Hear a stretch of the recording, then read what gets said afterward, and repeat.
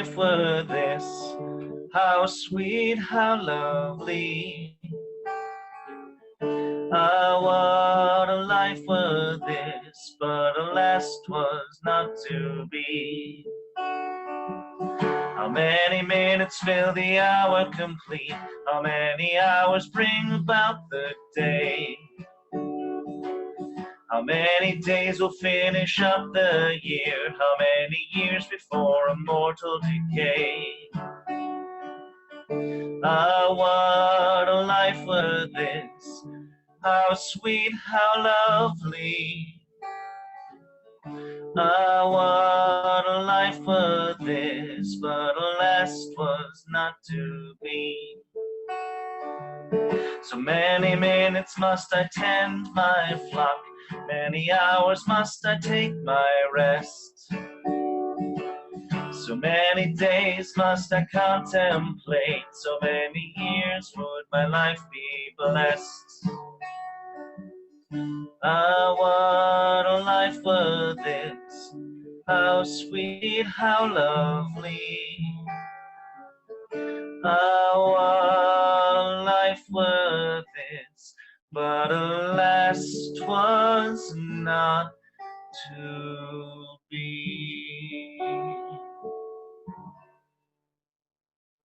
Act 1, Scene 1. An apartment in the Duke's palace. Enter Duke Vincentio and Aeschylus. Aeschylus. My lord. Of government the properties to unfold would seem in me to affect speech and discourse, since I am put to know that your own science exceeds in that the lists of all advice my strength can give you. There is our commission, from which we would not have you warp. Call hither, I say, bid come before us, Angelo. What figure of you think us he will bear? For you must know we have with special soul elected him our absence to supply, lent him our terror, dressed him with our love, and given his deputations all the organs of our own power. What think you of it? If any in Vienna be of worth to undergo such ample grace and honor, it is Lord Angelo. Look where he comes.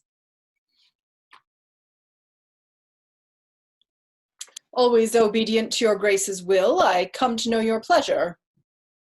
Angelo, there is a kind of character in thy life that to the observer doth thy history fully unfold. Thyself and thy belongings are not thine own so proper as to waste thyself upon thy virtues, they on thee. Heaven doth with us as we with torches do, not light them for themselves, for if our virtues did not go forth of us, 'twere all alike as we had not. But I do bend my speech to one that can my part in him advertise. Hold, therefore, Angelo, in our remove, be thou at full ourself. Mortality and mercy in Venice live in thy tongue and thy heart. Old Aeschylus, though first in question, is thy secondary. Take thy commission. Now, good my lord, let there be some more test made of my metal before so noble and so great a figure be stamped upon it. No more evasion. We have, with a leavened and prepared choice, proceeded to you. Therefore take your honors. Our haste from hence is of so quick condition that it prefers itself and leaves unquestioned matters of needful value. We shall write to you, as time in our concerning shall importune how it goes with us, and do look to know what doth befall you here. So fare you well. To the hopeful execution do I leave you of your commissions. Yet give leave, my lord, that we may bring you something on the way. My haste may not admit it, nor need you, on mine honor, have to do with any scruple. Your scope is as mine own, so to enforce or qualify the laws as to your soul seems good. Give me your hand. I'll privily away. I love the people, but do not like to stage me to their eyes. Though it do well, I do not relish their loud applause and aves vehement, nor do I think the man of safe discretion that does affect it. Once more, fare you well. The heavens give safety to your purposes. Lead forth and bring you back in happiness. I thank you.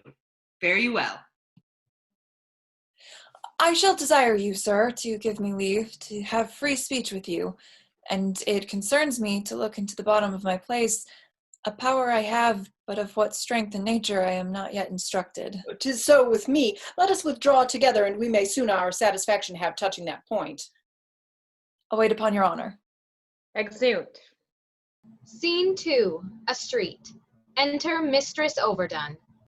Thus, what with the war, what with the sweat, what with the gallows, and what with poverty, I am custom shrunk. Enter Pompey. How now? What's the news with you? Yonder man is carried to prison. Well, what has he done? A woman, But what's his offense? groping for trouts in a peculiar river? What, is there a maid with child by him? No, but there's a woman with maid by him. You have not heard of the proclamation, have you? What proclamation, man? All houses in the suburbs of Vienna must be plucked down. And what shall become of those in the city? They shall stand for seed. They had gone down too, but that a wise burgher put in for them. But shall all our houses of resort in the suburbs be pulled down? To the ground, mistress. Why, here's a change indeed in the Commonwealth. What shall become of me? Come, fear you not. Good counselors lack no clients. Though you change your place, you need not change your trade. I'll be your tapster still. Courage! There will be pity taken on you. You that have worn your eyes almost out in the service, you will be considered. What's to do here, Thomas Tapster? Let's withdraw. Here comes Signor Claudio, led by the provost to prison. And there's Madame Juliet. Enter Provost, Claudio, and Juliet. Fellow, why dost thou show me thus to the world? Bear me to prison where I am committed. I do it not in evil disposition, but from Lord Angelo by special charge.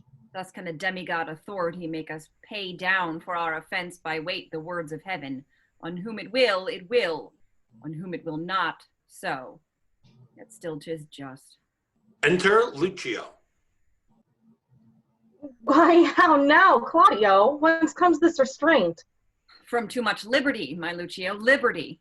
As surfeit is the father of much fast, so every scope by the immoderate use turns to restraint.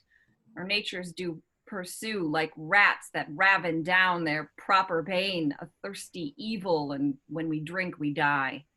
If could speak so wisely under an arrest, I would send for certain of my creditors. And yet, to say the truth, I'd as lief have the foppery of freedom as the morality of imprisonment. What's thy offense, Claudio? What but to speak of would offend again. What, is't murder? No, Lechery? call it so. Away, sir, you must go. One word, good friend. Lucio, a word with you. 100 if they'll do you any good. Is lechery so looked after? Thus stands it with me. Upon a true contract, I got possession of Julietta's bed. You know the lady, she is fast my wife, save that we do the denunciation lack of outward order.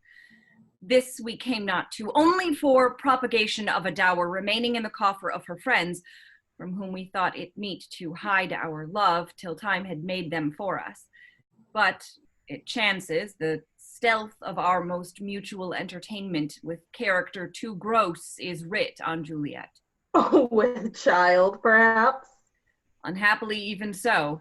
And the new deputy now for the Duke, whether it be the fault and glimpse of newness, or whether that the body public be a horse whereon the governor doth ride, who newly in the seat that it may know he can command, lets it straight feel the spur, whether the tyranny be in his place or in his eminence that fills it up, I stagger in.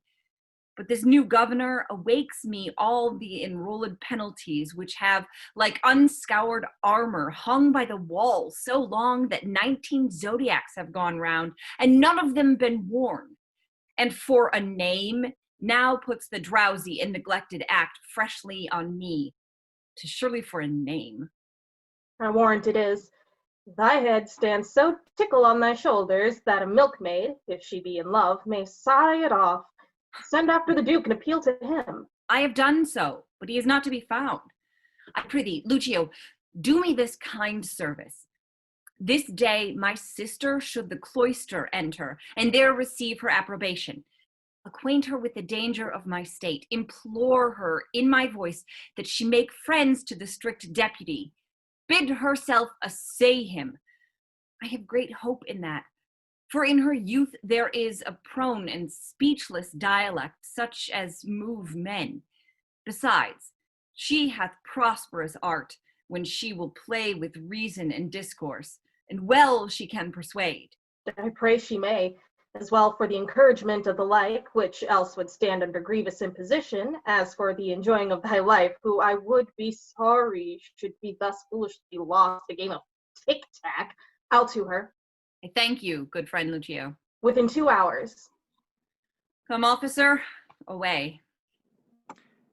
Scene 3, a monastery. Enter Duke Vincentio and Friar Thomas. No, Holy Father, throw away that thought. Believe not that the dribbling dart of love can pierce a complete bosom. Why I desire thee to give me secret harbor hath a purpose more grave and wrinkled than the aims and ends of burning youth. May your grace speak of it. My holy sir, none better knows than you how I have ever loved the life removed and held in idle price to haunt assemblies where youth and cost and witless bravery keeps. I have delivered to Lord Angelo, a man of stricture and firm abstinence, my absolute power and place here in Vienna. And he supposes me traveled to Poland, for so I have strewed it in the common ear, and so it is received. Now, pious sir, you will demand of me why I do this? Gladly, my lord. We have strict statutes and most biting laws, the needful bits and curbs to headstrong weeds, which for this 19 years we have let slip, even like an o'ergrown lion in a cave that goes not out to prey. Now, as fond fathers, having bound up the threatening twigs of birch only to stick it in their children's sight for terror, not to use, in time the rod becomes more mocked than feared. So our decrees, dead to infliction, themselves are dead, and liberty plucks justice by the nose. The baby beats the nurse, and quite athwart goes all decorum. It rested in your grace to unloose this tied-up justice when you pleased, and it in you more dreadful would have seemed than in Lord Angelo. Do fear too dreadful. Sith 'twas my fault to give the people scope, 'twould be my tyranny to strike and gall them for what I bid them do. For we bid this be done when evil deeds have their permissive pass and not the punishment. Therefore, indeed, my father, I have on Angelo imposed the office, who may, in the ambush of my name, strike home, and yet my nature never in the light to do and slander. And to behold his sway, I will, as 'twere a brother of your order, visit both prince and people. Therefore, I prithee supply me with the habit, and instruct me how I may formally in person bear me like a true friar. More reason for this action, at our more leisure, I shall render you only this one. Lord Angelo is precise, stands at a guard with envy, scarce confesses that his blood flows, or that his appetite is more to bread than stone. Hence we shall see, if power change purpose, what our seemers be.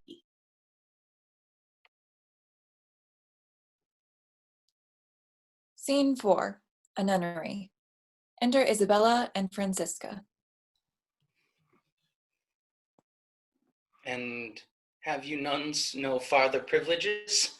Are these not large enough? Yes, truly, I speak not as desiring more, but rather wishing a more strict restraint upon the sisterhood, the votaress of Sainte Claire. Oh, peace be in this place. Who's that which calls? It is a man's voice. Gentle Isabella, turn you the key and know his business of him. You may, I may not. You are yet unsworn. When you have vowed, you must not speak with men, but in the presence of the prioress. Hello? He calls again. I pray you, answer him. Peace and prosperity. Who's it that calls? Enter Lucio. Hail, Virgin, if you be, as those cheek roses proclaim you are no less. Can you so stead me as bring me to the sight of Isabella, a novice of this place, and the fair sister to her unhappy brother Claudio?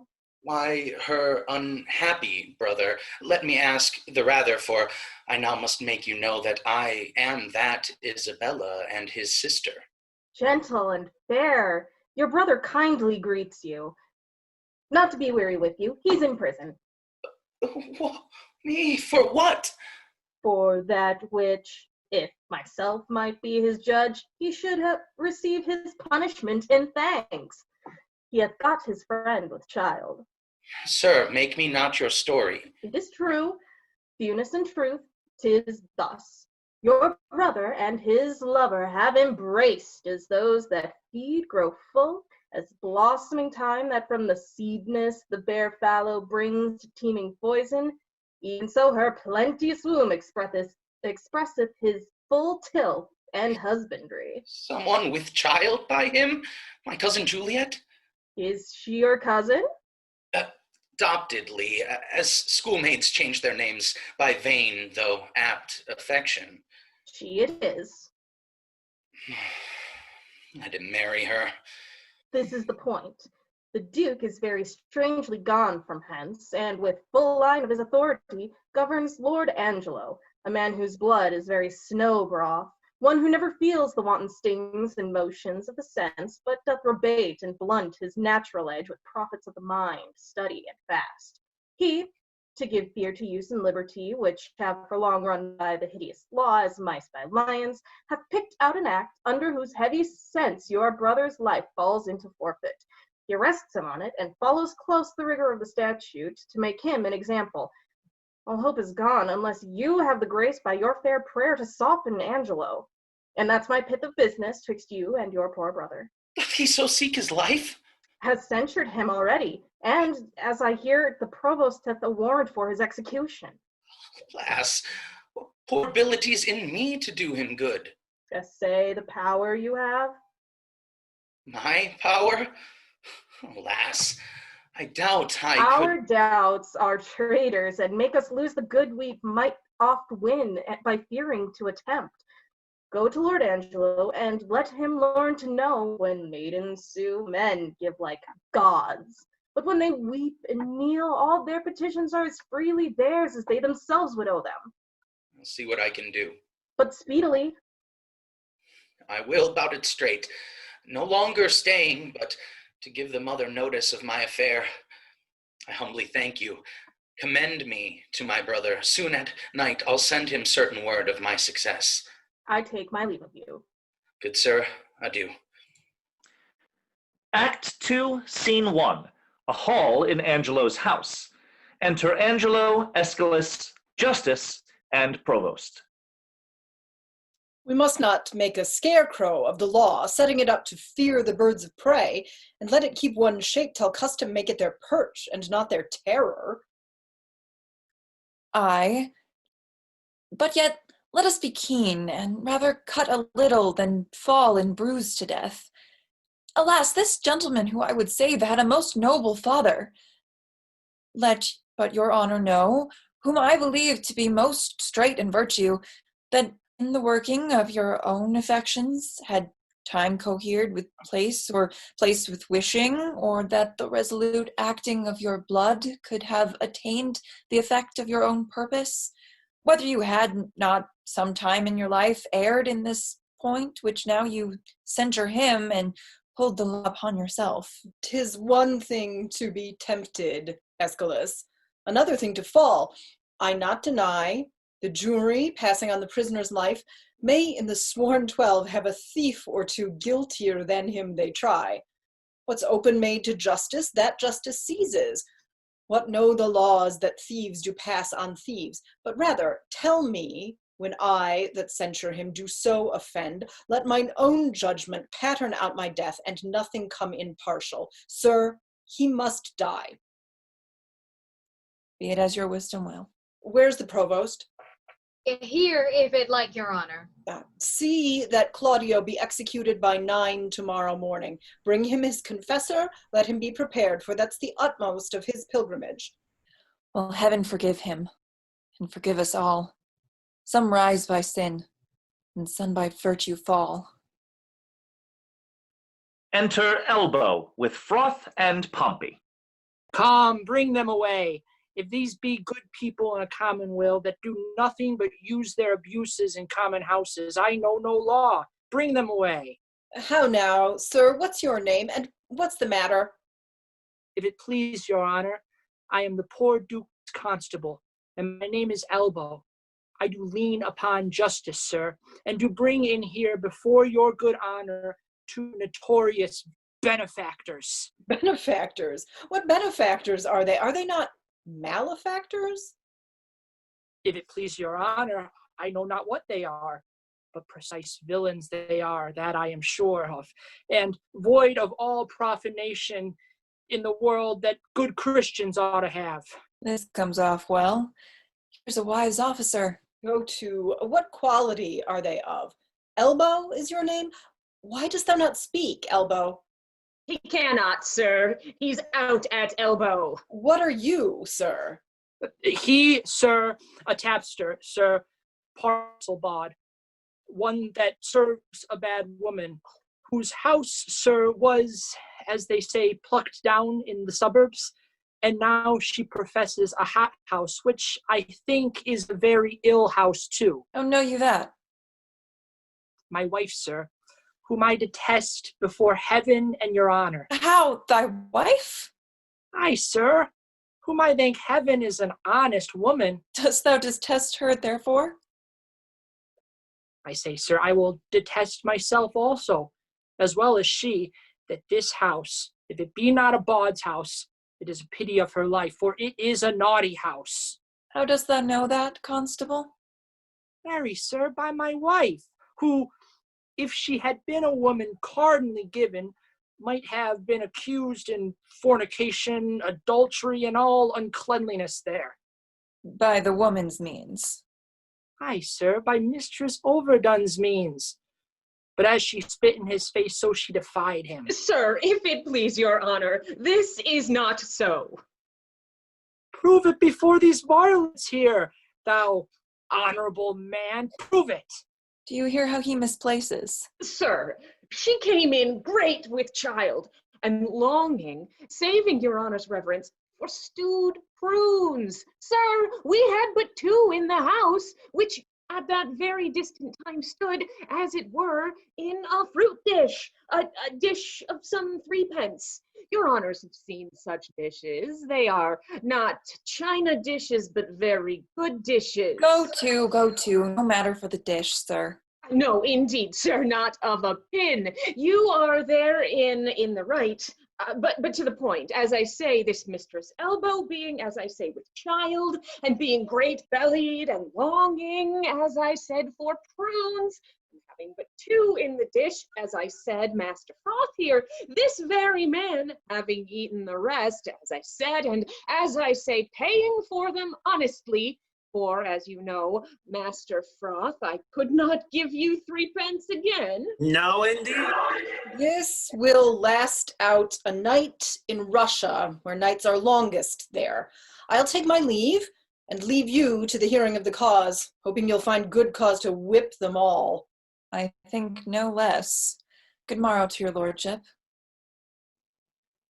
Now, sir, come on. What was done to Elbow's wife once more? Once, sir? Oh, there was nothing done to her once.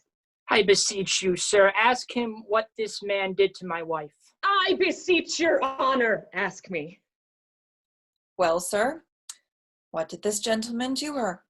I beseech you, sir, look in this gentleman's face. Good Master Froth, look upon his honor. 'Tis for a good purpose. Doth your honor mark his face? Aye, sir. Very well. Nay, I beseech you, mark it well. Well, I do so. Doth your honor see any harm in his face? Why no? I'll be supposed upon a book his face is the worst thing about him. Good then, if his face be the worst thing about him, how could Master Froth do the constable's wife any harm? I would know that, your honor. He is in the right. Constable, what say you to it? First, and like you, the house is a respected house. Next, this is a respected fellow, and his mistress is a respected woman. By this hand, sir, his wife is a more respected person than any of us all. Varlet, thou liest, wicked varlet. The time has yet come that she was ever respected with man, woman, or child. Sir, she was respected with him before he married her.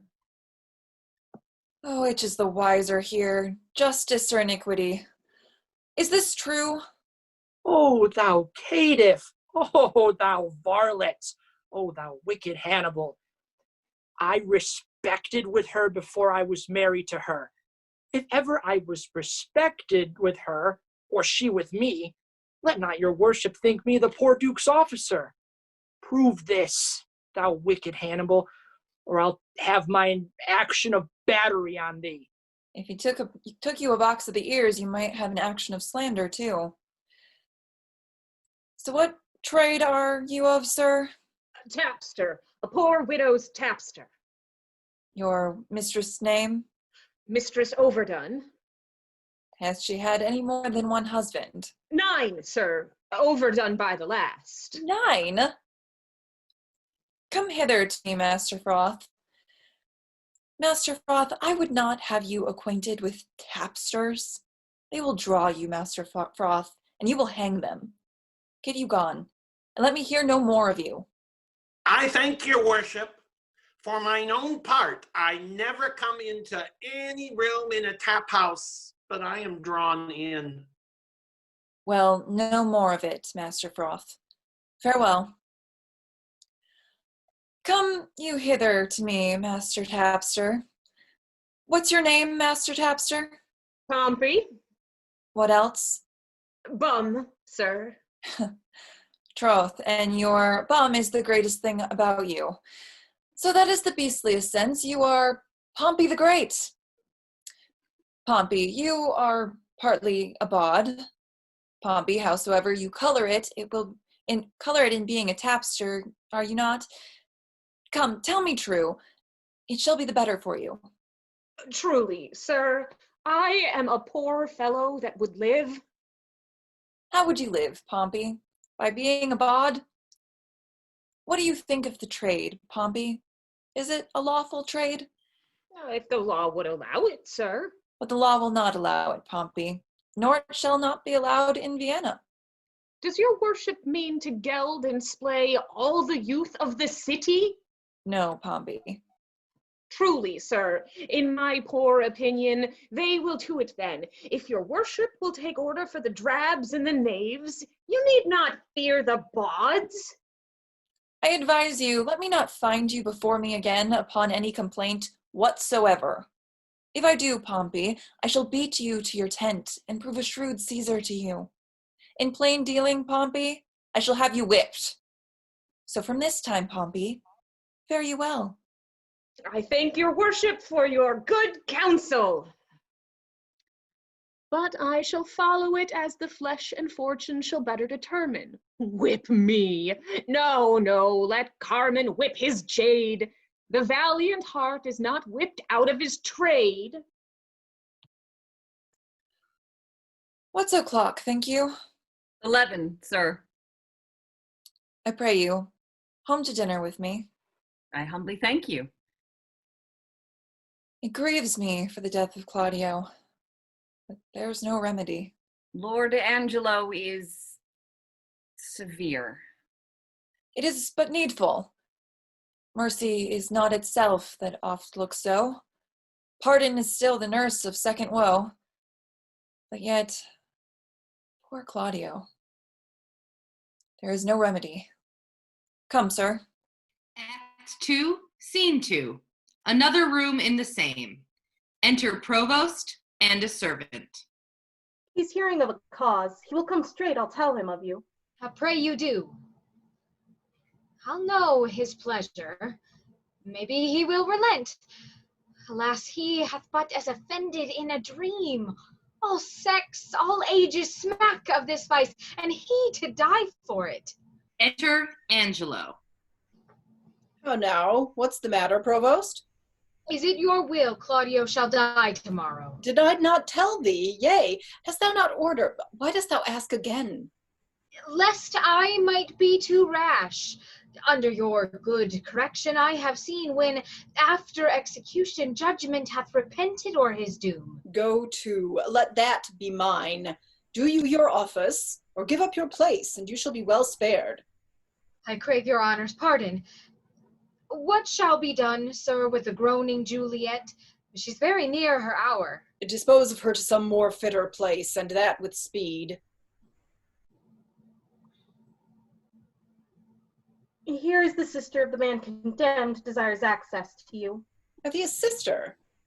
Aye, my good lord, a very virtuous maid, and to be shortly of a sisterhood, if not already. Well, let her be admitted. See you the fornicatress be removed? Let her have needful, but not lavish means. There shall be order for it. Enter Isabella and Lucio. God save your honor. Stay a little while. You're welcome. What's your will? There is a vice that I most do abhor, and most desire should meet the blow of justice, for which I would not plead, but that I must, for which I must not plead, but that I am at war twixt will and will not. Well, the matter? I have a brother, is condemned to die. I do beseech you, let it be his fault, and not my brother. Heaven give thee moving graces. Condemn the fault, and not the actor of it. Why, every fault's condemned ere it be done. I had a brother then. Heaven keep your honor. If not or so, to him again, entreat him. Kneel down before him, hang upon his gown. You are too cold. If you should need a pin, you could not with a more tame tongue desire it. To him, I say. Must needs he die? Maiden, no remedy. Yes, I do think that you might pardon him, and neither heaven nor man grieve at the mercy. I will not do it. But can you, if you would? Look, what I will not, that I cannot do. What might you do't, and do the world no wrong?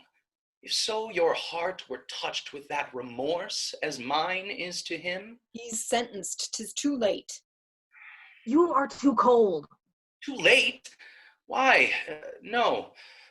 I that do speak a word may call it back again. Well, believe this, no ceremony that to great ones longs, not the king's crown, or the deputed sword, the marshal's truncheon, nor the judge's robe, become them with one so half good a grace as mercy does.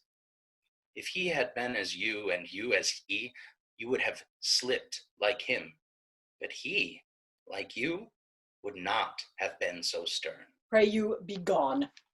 I would to heaven I had your potency, and you were Isabel. Should it then be thus? No, I would tell that 'twere to be a judge, and what a prisoner. Aye, touch him, there's the vein. Your brother is a forfeit of the law, and you but waste your words. Alas, alas, why, all the souls that were forfeit once, and he that might the vantage best have took found out the remedy. How would you be if he, which is the top of judgment, should be judge you as you are? Think on that, and mercy then will breathe within your lips like a man made new. Be you content, fair maid. It is the law, not I, condemn your brother. Were he my kinsman, brother, or my son, it should be thus with him. He must die tomorrow. Tomorrow? That's sudden. Spare him. Spare him. He's not prepared for death. Good, my lord, bethink you. Who is it that hath died for this offense? There's many that have committed it. Aye, well said. The law hath not been dead, though it hath slept. Those many had not dared to do that evil if the first that did the edict infringe had answered for his deed. Yet show some pity. I show it most of all when I show justice. So you must be the first that gives this sentence, and he that suffers it. It is excellent to have a giant's strength, but it is tyrannous to use it like a giant. That's well said. Could great men thunder, as Jove himself does, Jove would never be quiet. For every pelting, petty officer would use his heaven for thunder. Nothing but thunder! Merciful heaven, thou rather with thy sharp and sulphurous bolt splittest the unwedgeable and gnarled oak than the soft myrtle. But man, proud man, dressed in a little brief authority, must ignorant of what he's most assured, his glassy essence like an angry ape plays such fantastic tricks before high heaven as make the angels weep, who, our spleens, would all themselves laugh mortal. Oh, to him, wench. He will relent. He's coming. I perceive it. Pray heaven she win him. We cannot weigh our brother with ourself.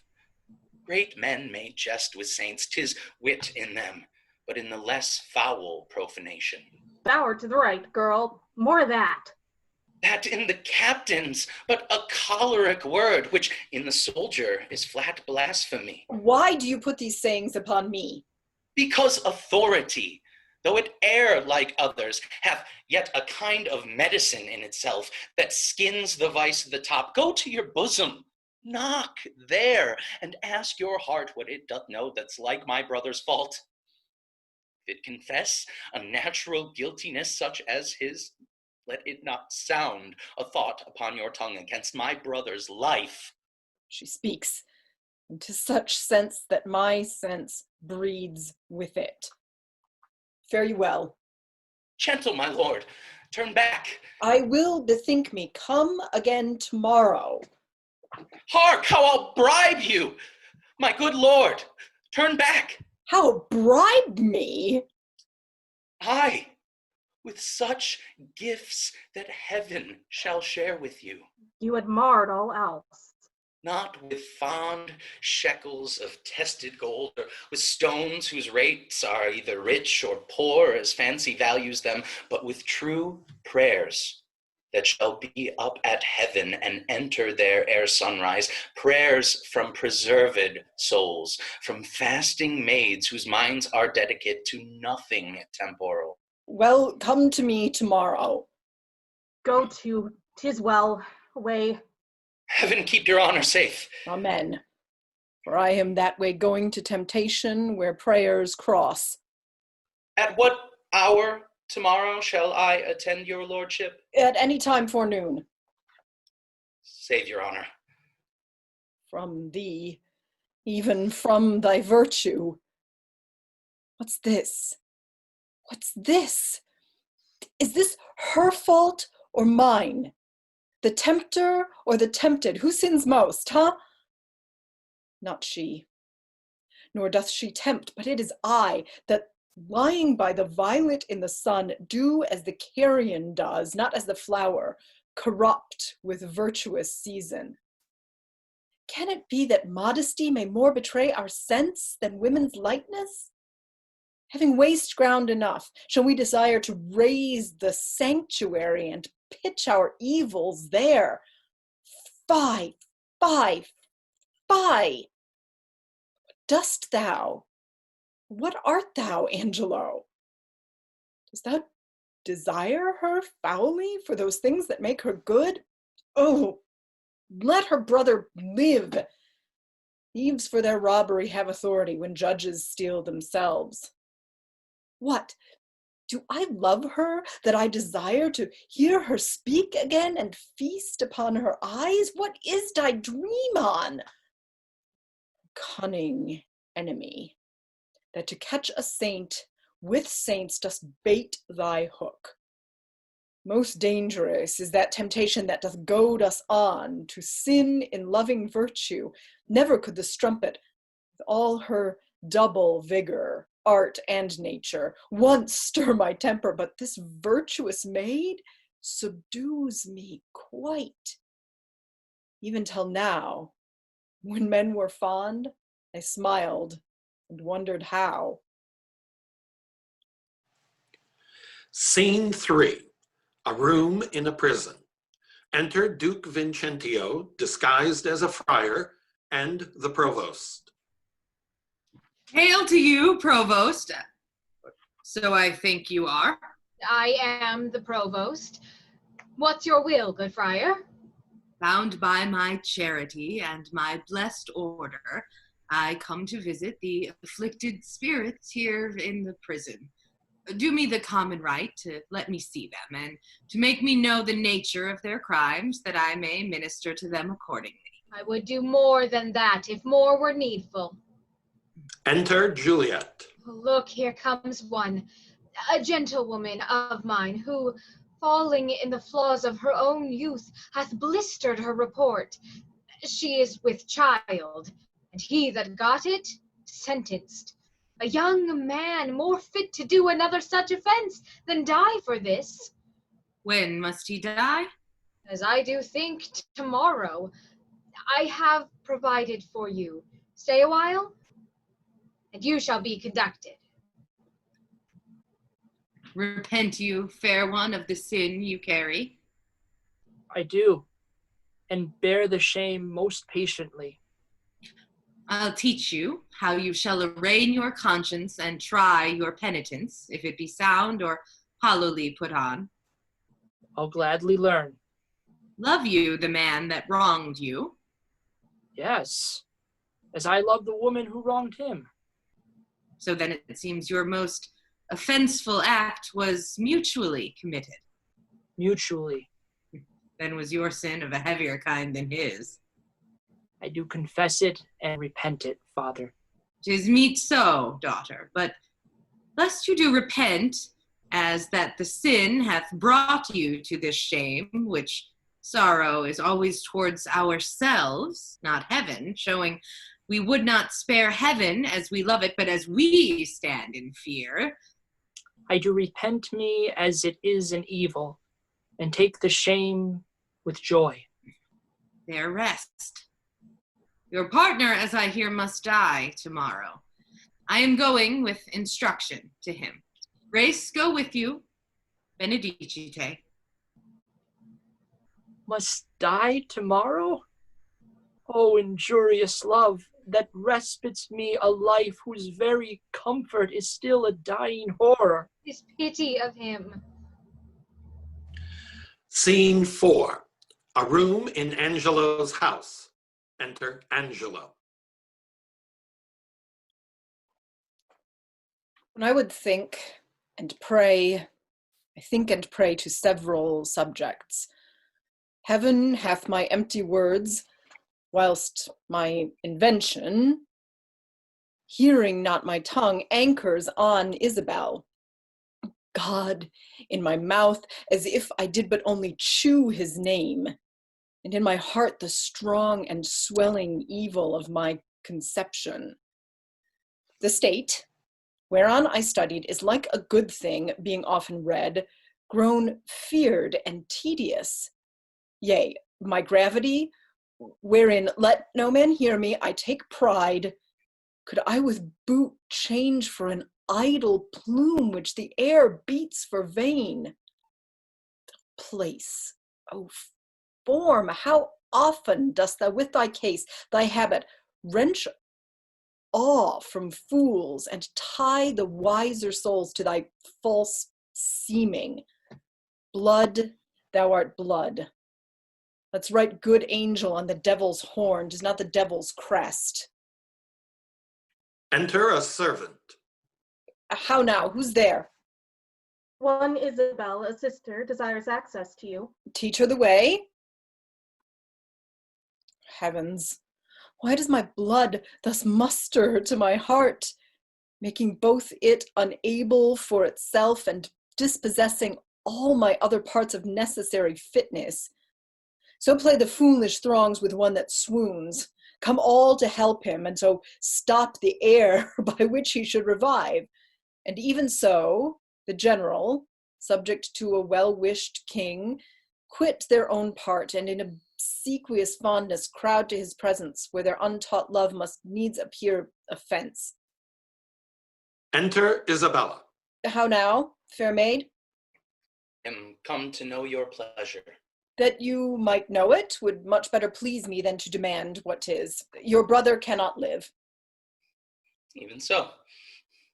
Heaven keep your honor. Yet he may live a while, and it may be as long as you or I, yet he must needs die. Under your sentence? Yea. When, I beseech you, that in his reprieve, longer or shorter, he may be so fitted that his soul sicken not. These filthy vices. It were as good to pardon him that hath from nature stolen a man already made, as to remit their saucy sweetness, that to coin heaven's image in stamps that are forbid. 'Tis all as easily falsely to take away a life true made as to put a metal in restrained means to make a false one. Is set down so in heaven, but not in earth. Say you so? Then I shall pose you quickly. Which had you rather? That the most just law now took your brother's life, or to redeem him, give up your body to such sweet uncleanness as she that he hath stained? Sir, believe this, I had rather give my body than my soul. I talk not of your soul. Our compelled sins stand more for number than account. How say you? Nay, I'll not warrant that, for I can speak against the thing I say. Answer to this. I, now the voice of the recorded law, pronounce a sentence on your brother's life. Might there not be a charity in sin to save that brother's life? Please you to do it, I'll take it as a peril to my soul. It is no sin at all, but charity. Pleased you to do it at peril of your soul were equal poise of sin and charity. That I do beg his life, if it be a sin, heaven let me bear it, you granting of my suit. If that be a sin, I'll make it my morn prayer to have it added to the faults of mine, and nothing of your answer. Nay, but hear me, your sense pursues not mine. Either you are ignorant or seem so craftily, and that's not good. Let me be ignorant, and in nothing good, but graciously to know I am no better. Thus wisdom wishes to appear most bright when it doth tax itself, as these black masks proclaimen and shield beauty 10 times louder than beauty could displayed. But mark me, to be received plain, I'll speak more gross. Your brother is to die. So. And his offense is so, as it appears, accountant to the law upon that pain. True. Admit no other way to save his life, as I subscribe not that nor any other, but in the loss of question, that you, his sister, finding yourself desired of such a person whose credit with the judge or own great place could fetch your brother from the manacles of the all-binding law, and that there were no earthly mean to save him, but that either you must lay down the treasures of your body to this supposed, or else to let him suffer. What would you do? As much for my poor brother as for myself. That is, were I under the terms of death, the impression of keen whips I'd wear as rubies, and strip myself to death as to a bed that longing have been sick for, ere I'd yield my body up to shame. Then your brother must die. and 'twere the cheaper way. Better it were a brother died at once than that a sister, by redeeming him, should die forever. Were not you then as cruel as the sentence that you have slandered so? Ignominy and ransom, and free pardon are two houses. Lawful mercy is nothing kin to foul redemption. You seemed of late to make the law a tyrant, and rather proved the sliding of your brother a merriment than a vice. Pardon me, my lord, it oft falls out to have what we would have. We speak not what we mean. I something do excuse the thing I hate, for his advantage that I dearly love. We are all frail. Else let my brother not die, if not of fatery, but only he owe and succeed thy weakness. Nay, women are frail too. Aye, as the glasses where they view themselves, which are as easy broke as they make forms. Women, help heaven, men their creator mar in profiting by them. Nay, call us 10 times frail, for we are soft as our complexions are, and credulous to false prints. I think it well. And from this testimony of your own sex, since I suppose we are made to be no stronger than faults may shake our frames, let me be bold. I do arrest your words. Be that you are, that is a woman. If you be more, you're none. If you be one, as you are well expressed by all external warrants, show it now by putting on the destined livery. I have no tongue but one, my gentle lord. Let me entreat you speak the former language. Plainly conceive, I love you. My brother did love Juliet, and you tell me that he shall die for it. He shall not, Isabel, if you give me love.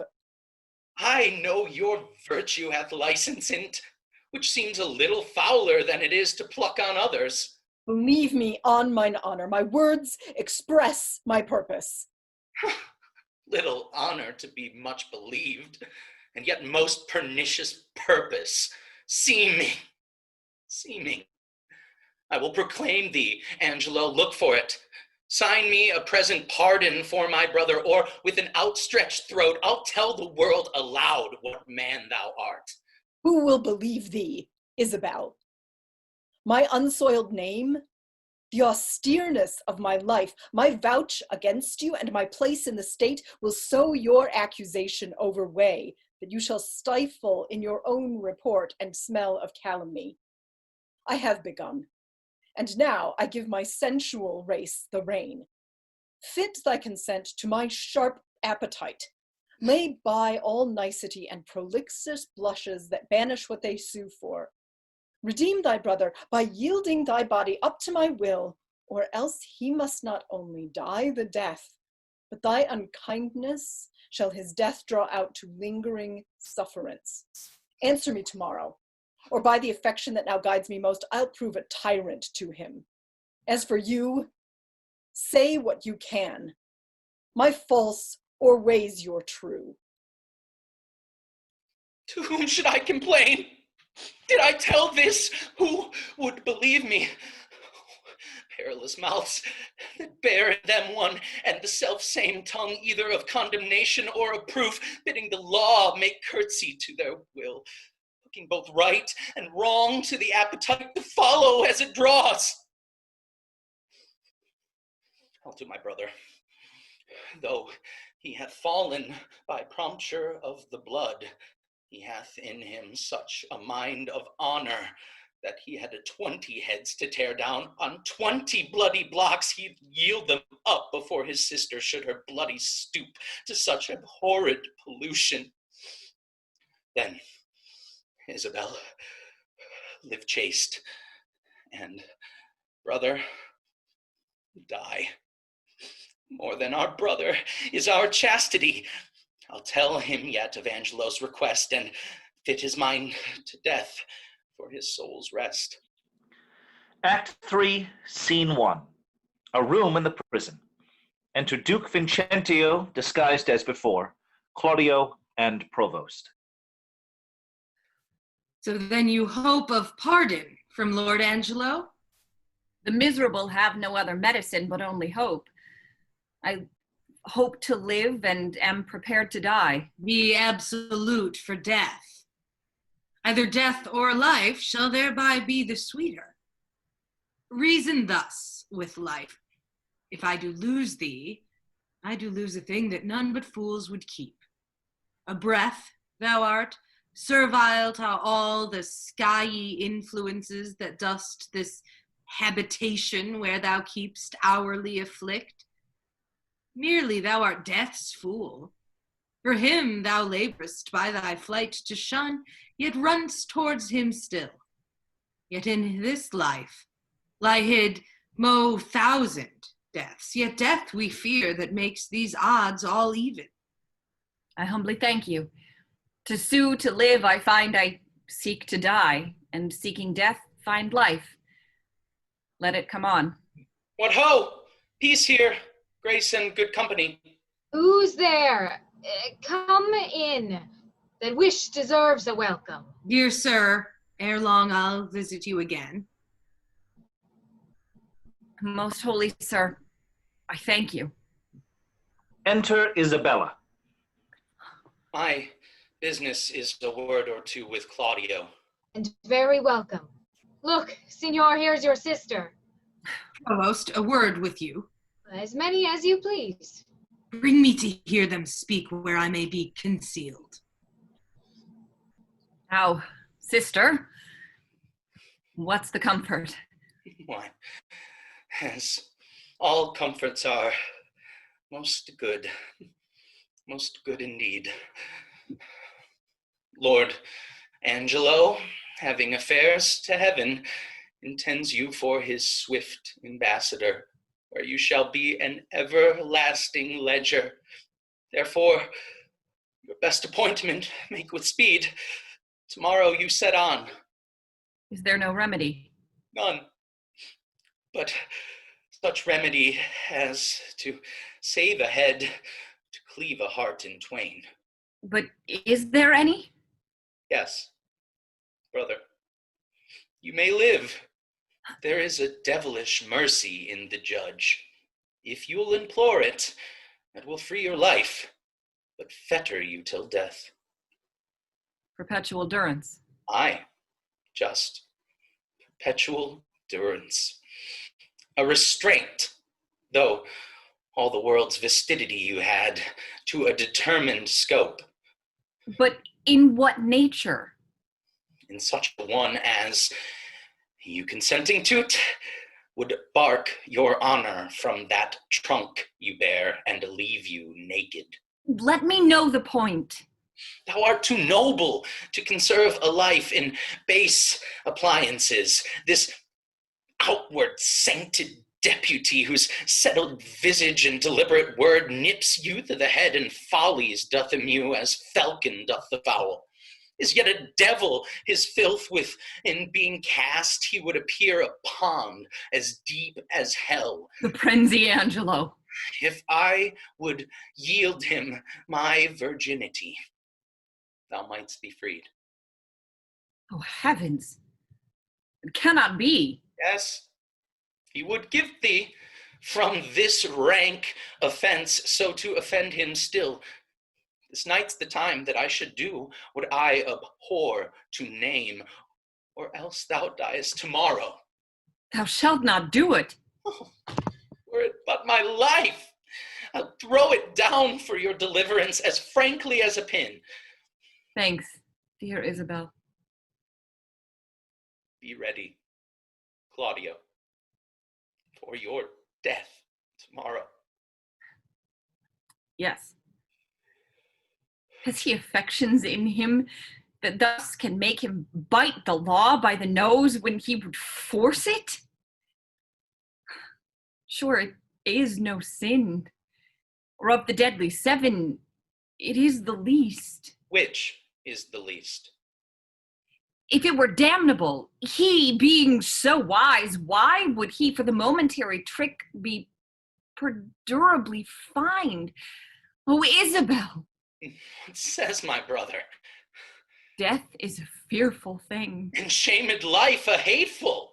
Aye, but to die and go we know not where, to lie in cold obstruction and to rot, this sensible warm motion to become a kneaded clod, and the delighted spirit to bathe in fiery floods, or to reside in thrilling region of thick-ribbed ice, to be imprisoned in the viewless winds and blown with restless violence round about the pedant world, or to be worse than worst of those that lawless and in certain thought imagine howling.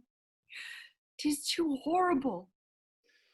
The weariest and most loathed worldly life that age, ache, penury, and imprisonment can lay on nature is as a paradise to what we fear of death. Alas, Sweet alas! sister, let me live.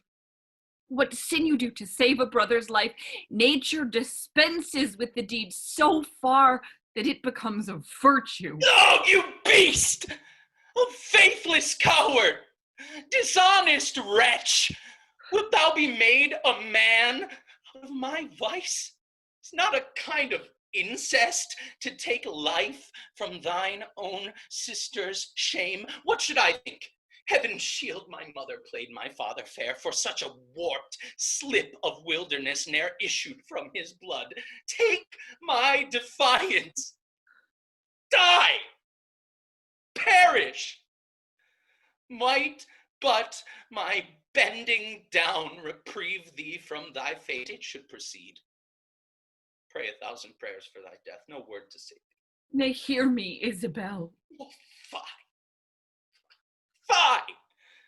Thy sin's not accidental, but a trade. Mercy to thee would prove itself a bawd. 'Tis best thou diest quickly. Oh, hear me, Isabel.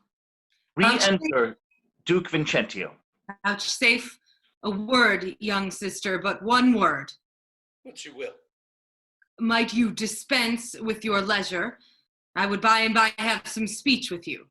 The satisfaction I would require is likewise your own benefit. I have no superfluous leisure. My stay must be stolen out of other affairs. I will attend you for a while. Son, I have overheard what passed between you and your sister. Angelo never had the purpose to corrupt her, only he hath made an essay of her virtue to practice his judgment with the disposition of natures. She, having the truth of honor in her, hath made him that gracious denial which he is most glad to receive. I am confessor to Angelo, and I know this to be true. Therefore prepare yourself to death. Do not satisfy your resolution with hopes that are fallible. Tomorrow you must die. Go to your knees and make ready. Let me ask my sister pardon. I am so out of love with life that I will sue to be rid of it. Hold you there. Farewell. Provost, a word with you. What's your will, Father? Now that you are come, you will be gone. Leave me a while with the maid. My mind promises with my habit no loss shall touch her by my company. In good time. The hand that hath made you fair hath made you good.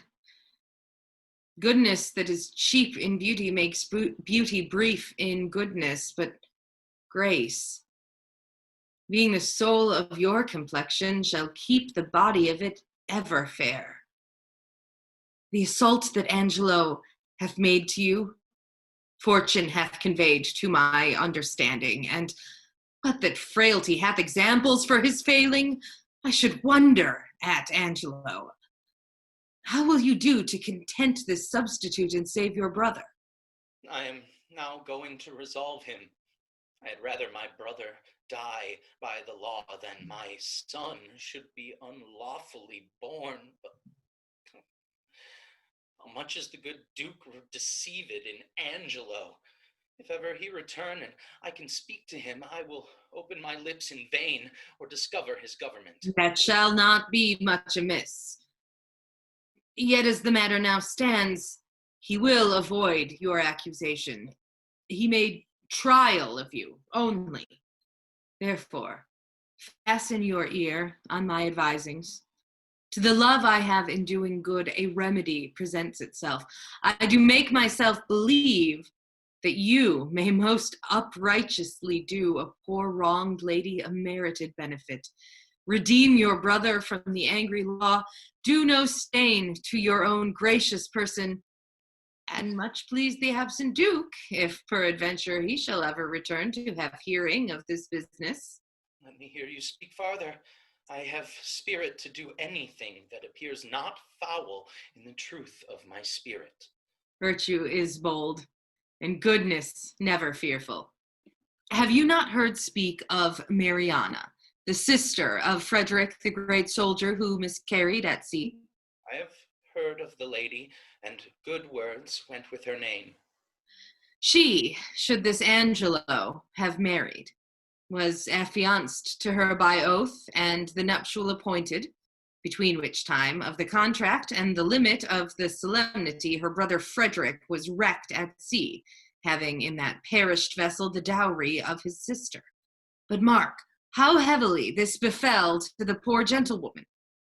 There she lost a noble and renowned brother, his love toward her ever most kind and natural, with him the portion and sinew of her fortune, her marriage dowry, and both her competent husband, this well-seeming Angelo. Can this be so? Did Angelo so leave her? Left her in tears, and dried not one of them with his comfort, swallowed his vows whole, pretending in her discoveries of dishonor, in few bestowed on her her own lamentation, which she yet wears for his sake. And he, a marble even to her tears, is washed with them, but relents not. What a merit were it in death to take this poor maid from the world! What corruption in this life that it will let this man live! But how out of this can she avail? 'Tis a rupture that you may easily heal. And the cure of it not only saves your brother, but keeps you from dishonor in doing it. Show me how, good father. This forenamed maid hath yet in her the continuance of her first affection. His unjust unkindness that in all reason should have quenched her love hath, like an impediment in the current, made it more violent and unruly. Go you to Angelo. Answer his requiring with a plausible obedience. Agree with his demands to the point, only refer yourself to this advantage. At first, that your stay with him may not be long, that the time may have all shadow and silence in it, and the place answer to convenience. This being granted in course, and now follows all, we shall advise this wronged maid to stead up your appointment. Go in your place. If the encounter acknowledge itself hereafter, it may compel him to her recompense. And here, by this is your brother saved, your honor untainted, the poor Mariana advantaged, the corrupt deputy scaled. The maid will I frame and make fit for this attempt, if you think well to carry this as you may. The doubleness of the benefit, the deceit, defends from reproof. What think you of it? The image of it gives me content already, and I trust it will grow to a most prosperous perfection. Lies much in your holding up. Haste you speedily to Angelo. If for this night he entreat you to his bed, give him promise of satisfaction. I will presently to St. Luke's. There, at the moated grange, rides this dejected Mariana. At that place call upon me, and dispatch with Angelo that it may be quickly. I thank you for this comfort. Fare you well, good father. Act 3, Scene 2, the street before the prison. Enter Duke Vincentio disguised as before, and Elbow with Pompey. Nay, if there be no remedy for it, but that you will needs buy and sell men and women like beasts, we shall have all the world drink brown and white bastard. Oh, heavens, what stuff is here?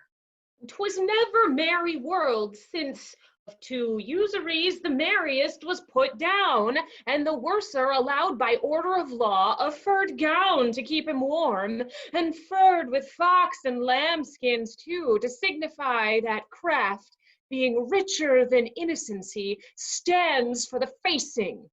Come your way, sir. Bless you, good Father Friar. And you, good brother father, what offense hath this man made you, sir? Marry, sir, he hath offended the law. And, sir, we take him to be a thief too, sir, for we have found upon him, sir, a strange clock which we have sent to the deputy. Fie, sirrah, a bawd, a wicked bawd. The evil thou causest to be done is thy means to live. Do thou but think what 'tis to cram a maw or clothe a back from such a filthy vice? Say to thyself, from their abominable and beastly touches I drink, I eat, array myself, and live. Canst thou believe thy living is a life so stinkingly depending? Go mend, go mend. Indeed, it does stink in some sort, sir. But yet, sir, I would prove... And if the devil have given him 3 proofs for sin, thou wilt provide his. Take him to prison, officer. Correction and instruction must both work ere this rude beast will profit. He must before the deputy, sir. He has given him warning. The deputy cannot abide a whoremaster. If he be a whoremonger and comes before him, he were as good a mile to go on errand. That were all, as that some would seem to be from our faults, as faults from seeming free. His neck will come to your waist, accord, sir. I spy comfort. I cry bail. Here's a gentleman and a friend of mine. Enter Lucio.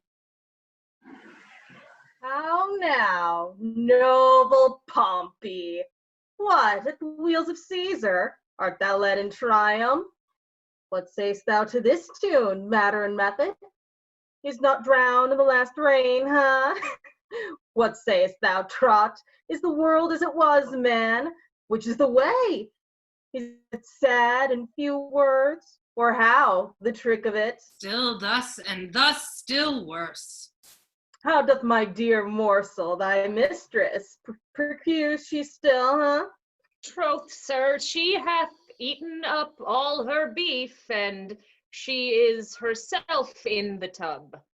Why, 'tis good.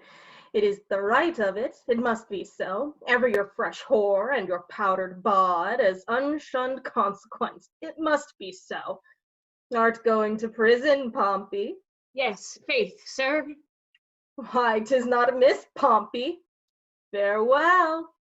Go say I sent thee thither. For debt, Pompey, or how? For being a bawd. For being a bawd. Well, then, imprison him. If imprisonment be the due of a bawd, why, 'tis his right. Bawd is he doubtless, and of antiquity too. Bawd born. Farewell, good Pompey. Commend me to the prison, Pompey. You will turn good husband now, Pompey. You will keep the house. I hope, sir, your good worship will be my bail. No, indeed, will I not, Pompey. It is not the wear. I will pray, Pompey, to increase your bondage, if you take it not patiently, while your mettle is the more. Adieu, trusty Pompey. Bless you, friar. And you? Does Bridget paint still, Pompey? Come your way, sir, come. You will not bail me then, sir? Then, Pompey, nor now. What news abroad, friar? What news? Come your way, sir, come. Go to kennel, Pompey, go. What news, friar, of the Duke? I know none. Can you tell me any? Some say he is with the Emperor of Russia, others, some he is in Rome.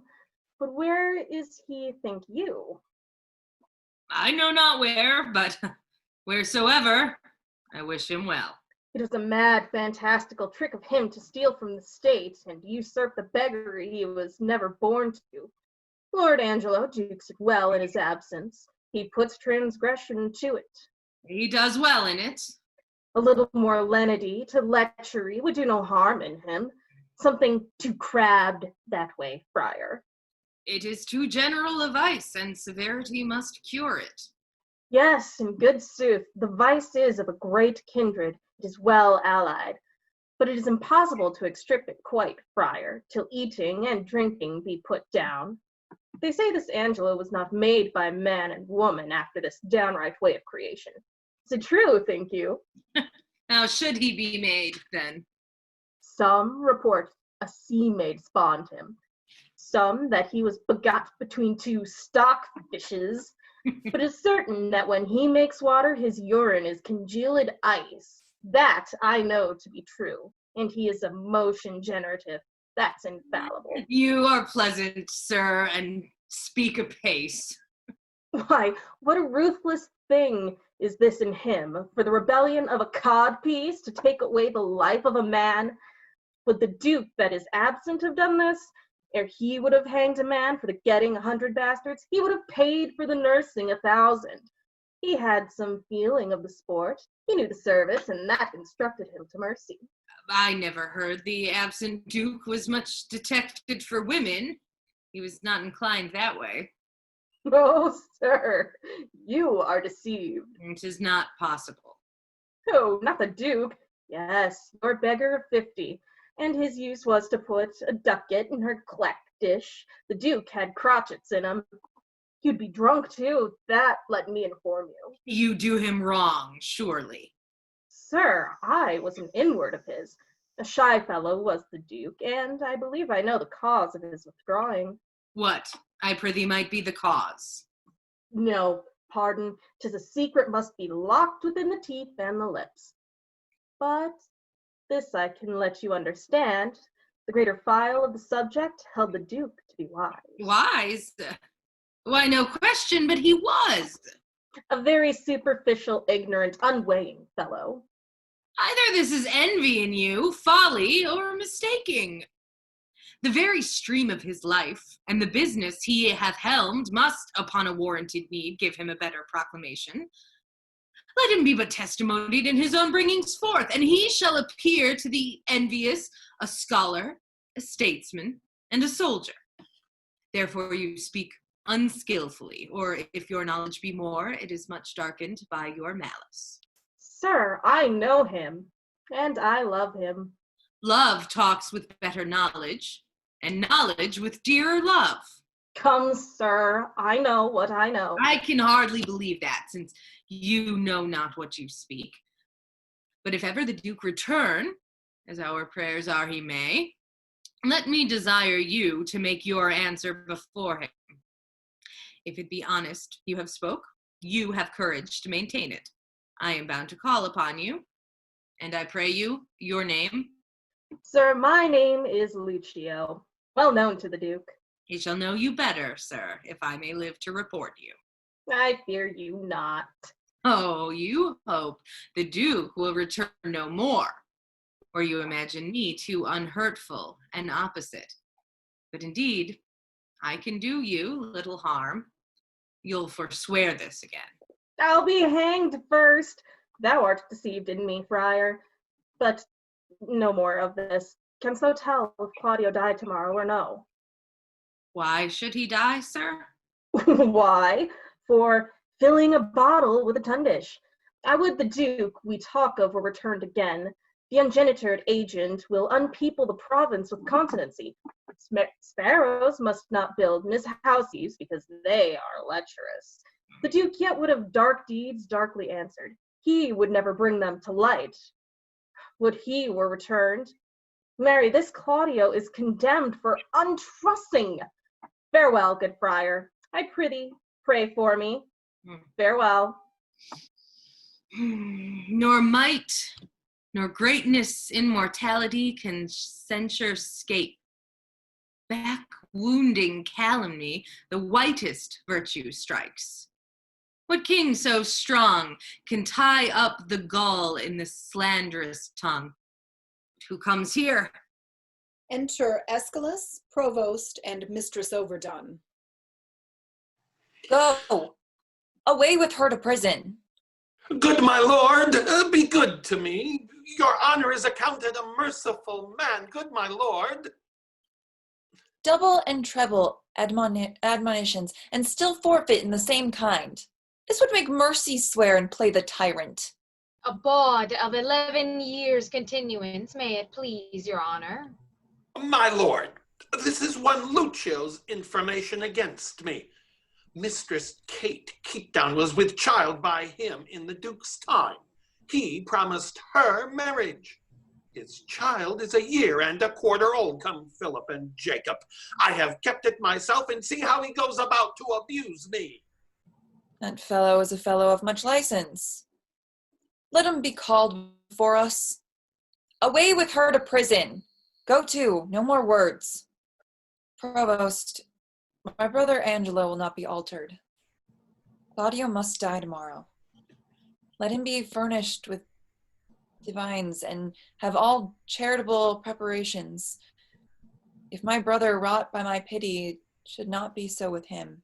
So please you, this friar hath been with him, and advised him for the entertainment of death. Good even, good father. Bliss and goodness on you. Of whence are you? Not of this country, though my chance is now to use it for my time. I'm a brother of gracious order, late come from the sea, in special business from his holiness. What news abroad in the world? None but that there is so great a fever on goodness that the dissolution of it must cure it. Novelty is only in request, and it is as dangerous to be aged in any kind of course as it is virtuous to be constant in any undertaking. There's scarce truth enough alive to make society secure, but security enough to make fellowship accursed. Much upon this riddle runs the wisdom of the world. This news is old enough, yet it is every day's news.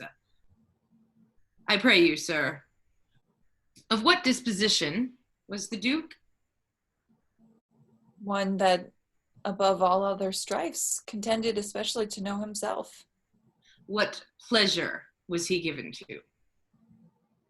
Rather rejoicing to see another merry than merry at anything which professed to make him rejoice. A gentleman of all temperance. But leave we with him to his events, with the prayer they may prove prosperous, and let me desire to know how you find Claudio prepared. I am made to understand that you have lent him visitation. He professes to have received no sinister measure from his judge, but most willingly humbles himself to the determination of justice. Yet, had he framed to himself, by the instruction of his frailty, many deceiving promises of life, which I, by my good leisure, have discredited to him, and now he is resolved to die. You have paid the heavens your function, and the prisoner the very debt of your calling. I have labored for the poor gentleman to the extremest shores of my modesty, but my brother Justice have I found so severe that he hath forced me to tell him he is indeed Justice. If his own life answer for the straightness of his proceeding, it shall become him well, wherein if he chance to fail, he hath sentenced himself. I am going to visit the prisoner. Fare you well. Peace be with you. He who the sword of heaven will bear should be as holy as severe. Craft against vice I must apply with Angelo. Tonight shall lie his old betrothed, but despised. So disguise shall, by the disguised, pay with falsehood, false exacting, and perform an old contracting. Hello, Shakespeare fans. Thank you for joining us for this staged reading of William Shakespeare's Measure for Measure. I'm Catherine Mayberry, Executive Director of the Pigeon Creek Shakespeare Company. Pigeon Creek was originally slated to do a full production of Measure for Measure in fall of 2020, but because of COVID-19 safety restrictions in the state of Michigan, we are not currently doing any in-person rehearsal or performance. We miss being in person with our audiences, and we especially miss our annual fall visit to the Sauk. So we decided to partner with the Sauk to do this reading and give you a little preview of this play. Hopefully, if all goes well, in the fall of 2021, a full production of Measure for Measure will visit all of our performance venues, including the Sauk. If you are watching this performance, or any of our other virtual performances on our YouTube channel, we highly encourage you to make a pay-what-you-will donation to help support both Pigeon Creek and the Sauk as we move forward in our plans for future productions. Donations made between now and November 30th will be divided between Pigeon Creek and the Sauk, and those are both 501c3 organizations. Again, thank you so much for joining us, and please enjoy the second half of William Shakespeare's Measure for Measure.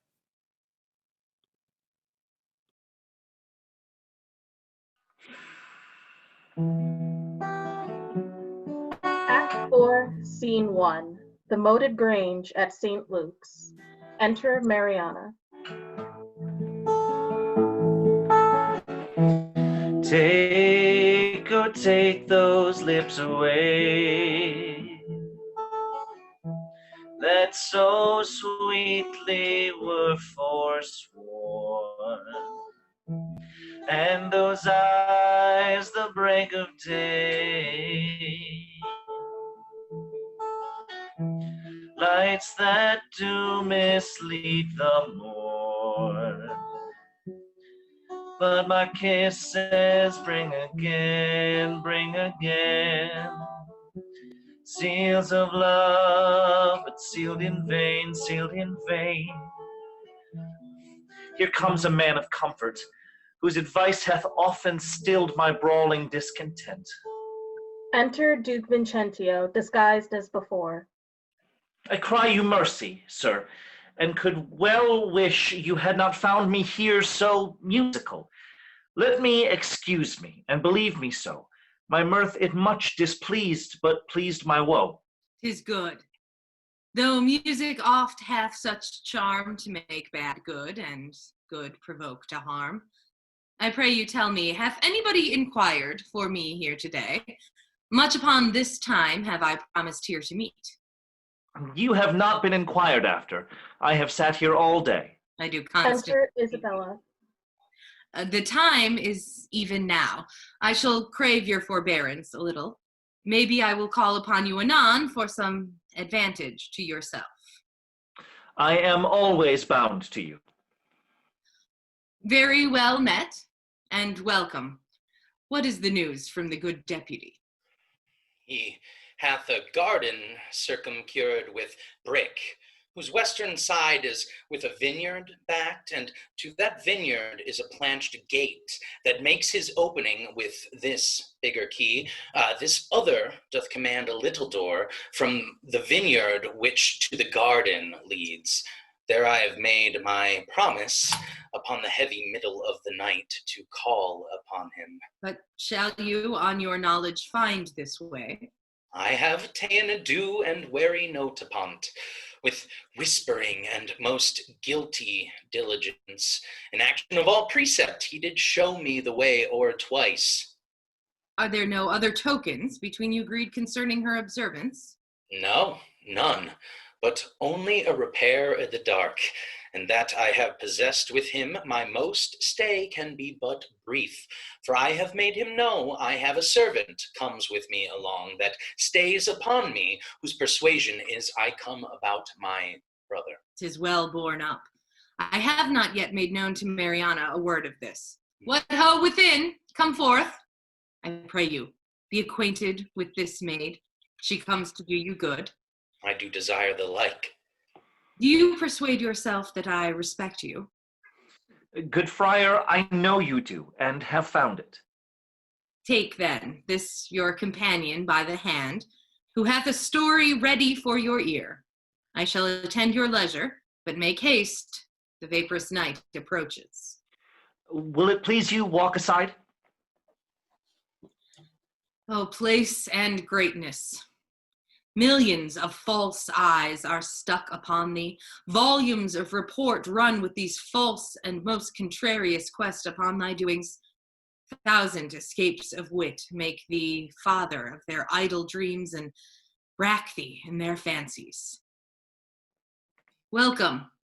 How agreed? She'll take the enterprise upon her, Father, if you advise it.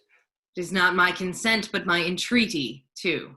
Little have you to stay when you depart from him, but soft and low, remember now my brother. Fear me not. Nor, gentle daughter, fear you not at all. He is your husband on a pre-contract. To bring you thus together 'tis no sin, if the justice of your title to him doth flourish the deceit. Come, let us go. Our corns to reap, for yet our tithes to sow. Scene 2, a room in the prison. Enter Provost and Pompey. Come hither, Sirrah. Can you cut off a man's head? If the man be a bachelor, sir, I can. But if he be a married man, he's his wife's head, and I can never cut off a woman's head. Come, sir, leave me your snatches, and yield me a direct answer. Tomorrow morning are to die Claudio and Barnardine. Here is in our prison a common executioner, who in his office lacks a helper. If you will take it on you to assist him, it shall redeem you from your gyves. If not, you shall have your full time of imprisonment and your deliverance with an unpitied whipping, for you have been a notorious bawd.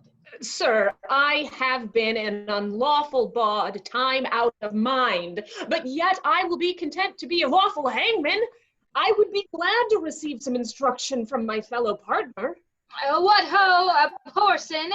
Where's Abhorson there? Enter Abhorson. Do you call, sir? Sirrah, here's a fellow will help you tomorrow in your execution. If you think it meet, compound with him by the year, and let him abide here with you. If not, use him for the present and dismiss him. He cannot plead his estimation with you. He hath been a bawd. A bawd, sir? Fie upon him! He will discredit our mystery! Go to, sir. You weigh equally. A feather will turn the scale. Are you agreed? Sir, I will serve him, for I do find your hangman is a more penitent trade than your bawd. He doth oftener ask forgiveness. You, Sirrah, provide your block and your axe tomorrow, 4 o'clock. Come on, bawd. I will instruct thee in my trade. Follow. I do desire to learn, sir, and I hope if you have occasion to use me for your own turn, you shall find me a yar. For truly, sir, for your kindness, I owe you a good turn. Call hither Barnardine and Claudio. The one has my pity, not a jot, the other, being a murderer, though he were my brother. Enter Claudio. Look, here's the warrant, Claudio, for thy death. 'Tis now dead midnight, and by 8 tomorrow thou must be made immortal. Where's Barnardine? As fast locked up in sleep as guiltless labor when it lies starkly in the traveler's bones. You will not wake. Who can do good on him? Well, go, prepare yourself. Hark, what noise? Heaven give your spirits comfort. By and by, I hope it is some pardon or reprieve for the most gentle Claudio. Enter Duke Vincentio, disguised as before. Welcome, Father. The best and wholesomest spirits of the night envelop you, good provost. Who called here of late? None since the curfew rung. Not Isabel? No. They will then, ere it be long. What comfort is for Claudio? There is some hope. It is a bitter deputy. Now they are come. But have you no countermand for Claudio yet, but he must die tomorrow? None, sir, none. As near the dawning, provost, as it is, you shall hear more ere morning. Haply you something know, yet I believe there comes no countermand. No such example have we. Besides, upon the very siege of justice, Lord Angelo hath to the public ear professed the contrary. Enter a messenger. This is his lordship's man. Here comes Claudio's pardon. My lord hath sent you this note, and by me this further charge, that you swerve not from the smallest article of it, neither in time, matter, or other circumstance. Good morrow, for, as I take it, it is almost day. I shall obey him. This is his pardon, purchased by such sin for which the pardoner himself is in. Now, sir, what news? Whatsoe'er you may hear to the contrary, let Claudio be executed by 4 of the clock, and in the afternoon of Barnadine. For my better satisfaction, let me have Claudio's head sent me by 5. Let this be duly performed, with a thought that more depends on it than we must yet deliver. Thus fail not to do your office, as you will answer it at your peril. What say you to this, sir? What is that Barnadine who is to be executed in the afternoon? A Bohemian born, but here nursed and bred, one that is a prisoner 9 years old. How came it that the absent duke had not either delivered him to his liberty or executed him? I have heard it was ever his manner to do so. His friends still wrought reprieves for him, and indeed his fact, until now in the government of Lord Angelo, came not to an undoubtful proof.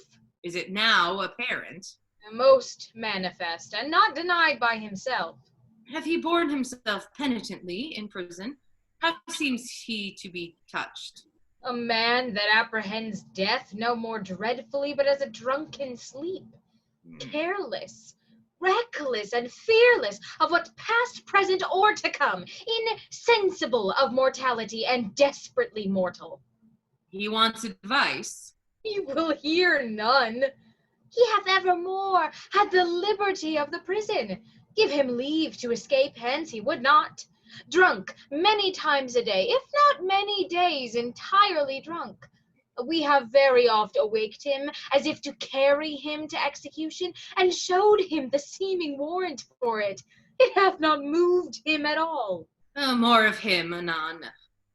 There is written in your brow, provost, honesty and constancy.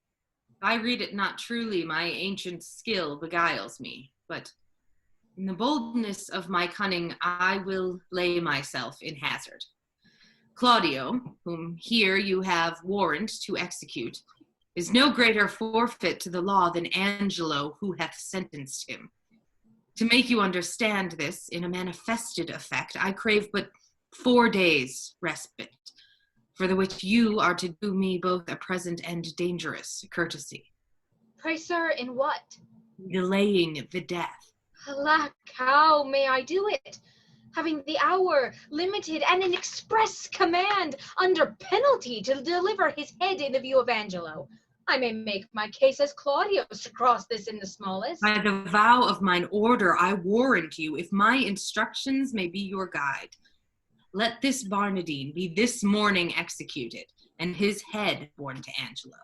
Angelo hath seen them both, and will discover the favor. Oh, death's a great disguiser. And you may add to it, shave the head, tie the beard, say it was the desire of the penitent to be so bared before his death. You know the course is common. If anything fall to you upon this, more than thanks and good fortune, by the saint whom I profess, I will plead against it with my life. Pardon me, good father. It is against my oath. Were you sworn to the Duke or to the deputy? To him and to his substitutes. You will think you have made no offense if the Duke avouch the justice of your dealing? But what likelihood is in that? Not a resemblance, but a certainty. Yet since I see you fearful, that neither my coat, integrity, nor persuasion can with ease attempt you, I will go further than I meant, to pluck all fears out of you. Look you, sir, here is the hand and seal of the Duke. You know the character, I doubt not, and the signet is not strange to you. I know them both. The contents of this is the return of the Duke. You shall anon overread it at your pleasure, where you shall find, within these 2 days he will be here. This is the thing Angelo knows not, for he this very day receives letters of strange tenor, perchance of the Duke's death, perchance entering some monastery, but by chance nothing of what is writ. Call your executioner, and off with Barnardine's head. I will give him a present shrift and advise him for a better place. Yet you are amazed, but this shall absolutely resolve you. Come away, it is almost clear dawn. Act 4, Scene 3. Another room in the same. Enter Pompey. I am as well acquainted here as I was in our house of profession. One would think it were Mistress Overdone's own house, for here be many of her old customers. First, here's young Master Rash. He's in for a commodity of brown paper and old ginger, 17 pounds, of which he made 5 marks, ready money. Nary, then ginger was not much in request, for the old women were all dead. Then here is one Master Caper at the suit of Master Threepile the mercer for some 4 suits of peach-colored satin, which now peaches him a beggar. Oh, then we have here young Dizzy and young Master Deep Vow and Master Copper Spur and Master Starvlack, the rapier and dagger man, and young Drop Hair that killed lusty pudding, Master Fourthlight the tilter, and brave Master Shooty, the great traveler, and Wild Half-Can that stabbed pots, and I think 40 more, all great doers in our trade, and are now for the Lord's sake. Enter Abhorsen. Sarah, bring Barnardine hither. Master Barnardine, you must rise and be hanged. Master Barnardine! One help, Barnardine! Ah, pox of your throats! Who makes that noise there? What are you? Your friends, sir, the hangman. You must be so good, sir, to rise and be put to death. Away, you rogue, away. I'm sleepy. Tell him he must awake, and that quickly too. Pray, Master Barnardine, awake till you are executed and sleep afterwards. Enter Barnardine. How now, Abhorsen? What's the news with you? Truly, sir, I would desire you to clap into your prayers. For look you, the warrant's come. Oh, you rogue. I've been drinking all night. I'm not fitted for it. Oh, the better, sir, for he that drinks all night and is hanged betimes in the morning may sleep the sounder all next day. Look you, sir, here comes your ghostly father. Do we just now, think you? Enter Duke Vincentio, disguised as before. Sir, induced by my charity, and hearing how hastily you are to depart, I am come to advise you, comfort you, and pray with you. Friar, not I. I've been drinking hard all night, and I will have more time to prepare me, or they shall beat out my brains with billets. Now, I will not consent to die this day, that's certain. Oh, sir, you must, and therefore I beseech you, look forward on the journey you shall go. I swear I will not die today for any man's persuasion. But hear you, Not a word. If you have anything to say to me, come to my ward, for thence will not I today. Unfit to live or die. Oh, gravel heart. After him, fellows, bring him to the block. Enter Provost. Now, sir, how do you find the prisoner? A creature unprepared, unmeet for death, and to transport him in the mind he is were damnable. Here in the prison, father, there died this morning of a cruel fever one Ragazine, a most notorious pirate, a man of Claudio's years, his beard and head just of his color. What if we do omit this reprobate till he were well inclined, and satisfy the deputy with a visage of Ragazine, more like to Claudio? 'Tis an accident that heaven provides. Dispatch it presently. The hour draws on, prefixed by Angelo. See this be done, and sent according to command, whiles I persuade this rude wretch willingly to die. This shall be done, good father, presently. But Barnardine must die this afternoon. And how shall we continue Claudio to save me from the danger that might come if he were known alive? Let this be done. Put them in secret holds, both Barnardine and Claudio. Ere twice the sun hath made his journal greetings to the under generation, you shall find your safety manifested. I am your free dependent. Quick, dispatch and send the heads to Angelo. Now will I write letters to Angelo, the provost he shall bear them, whose contents shall witness to him I am near at home, and that by great injunctions I am bound to enter publicly.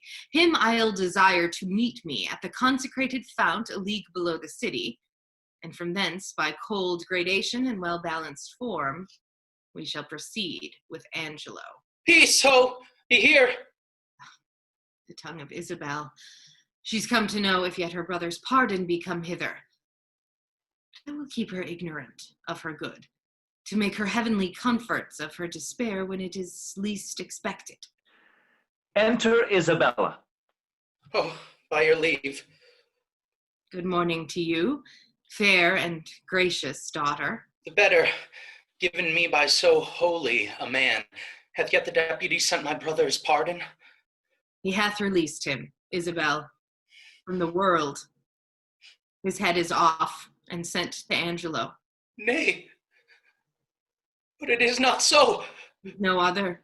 Show your wisdom, daughter, in your close patience. Oh, I will to him and pluck out his eyes. You shall not be admitted to his sight. Happy Claudio, wretched Isabel, injurious world, most damned Angelo. This nor hurts him, nor profits you a jot. Forbear it, therefore. Give your cause to heaven. Mark what I say, which you shall find by every syllable a faithful verity. The Duke comes home tomorrow. Nay, dry your eyes. One of our convent and his confessor gives me this instance. Already he hath carried note to Aeschylus and Angelo, who do prepare to meet him at the gates, there to give up their power. If you can, pace your wisdom in that good path that I would wish it go, and you shall have your bosom on this wretch. Grace of the Duke, revenges to your heart, and general honor. I am directed by you. This letter, then, to Friar Peter give. 'Tis that he sent me of the Duke's return. Say by this token, I desire his company at Mariana's house tonight. Her cause and yours I'll perfect him withal, and he shall bring you before the Duke, and to the head of Angelo accuse him home and home.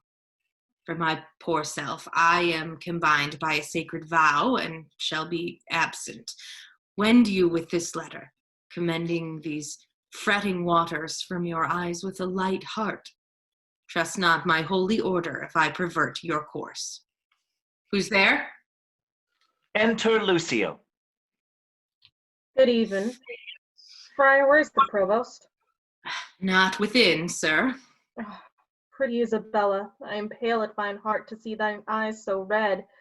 Thou must be patient. I am fain to dine and sup with water and bran. I dare not, for my head fill my belly. One fruitful meal would set me to't, but they say the Duke will be here tomorrow. By my troth, Isabel, I loved thy brother. The old fantastical Duke of Dark Corners had been at home. He had lived. Sir, the Duke is marvelous little beholding to your reports, but the best is, he lives not in them. Friar, thou know'st not the Duke so well as I do. He's a better woodman than thou takest him for. Well, you'll answer this one day, fare you well. Nay, tarry, I'll go along with thee. I can tell thee pretty tales of the Duke. You have told me too many of him already, sir, if they be true. If not true, none were enough. I was once before him for getting a wench with child. Did you such a thing? Yes, marry, did I, but I was fain to forswear it. They would else have married me to the rotten meddler. Sir, your company is fairer than honest. Rest you well. By my troth, I'll go with thee to the lane's end. If body talk offend you, we'll have very little of it. Nay, friar, I am a kind of burr. I shall stick. Scene 4, a room in Angelo's house. Enter Angelo and Aeschylus. Every letter he hath writ hath disgouged other. In most uneven and distracted manner. His actions show like to madness. Pray heaven his wisdom be not tainted. And why meet him at the gates and deliver our authorities there? I guess not. And we should proclaim it an hour before his entering, that if any crave redress of injustice, they should exhibit their petitions in the street? He shows his reason for that.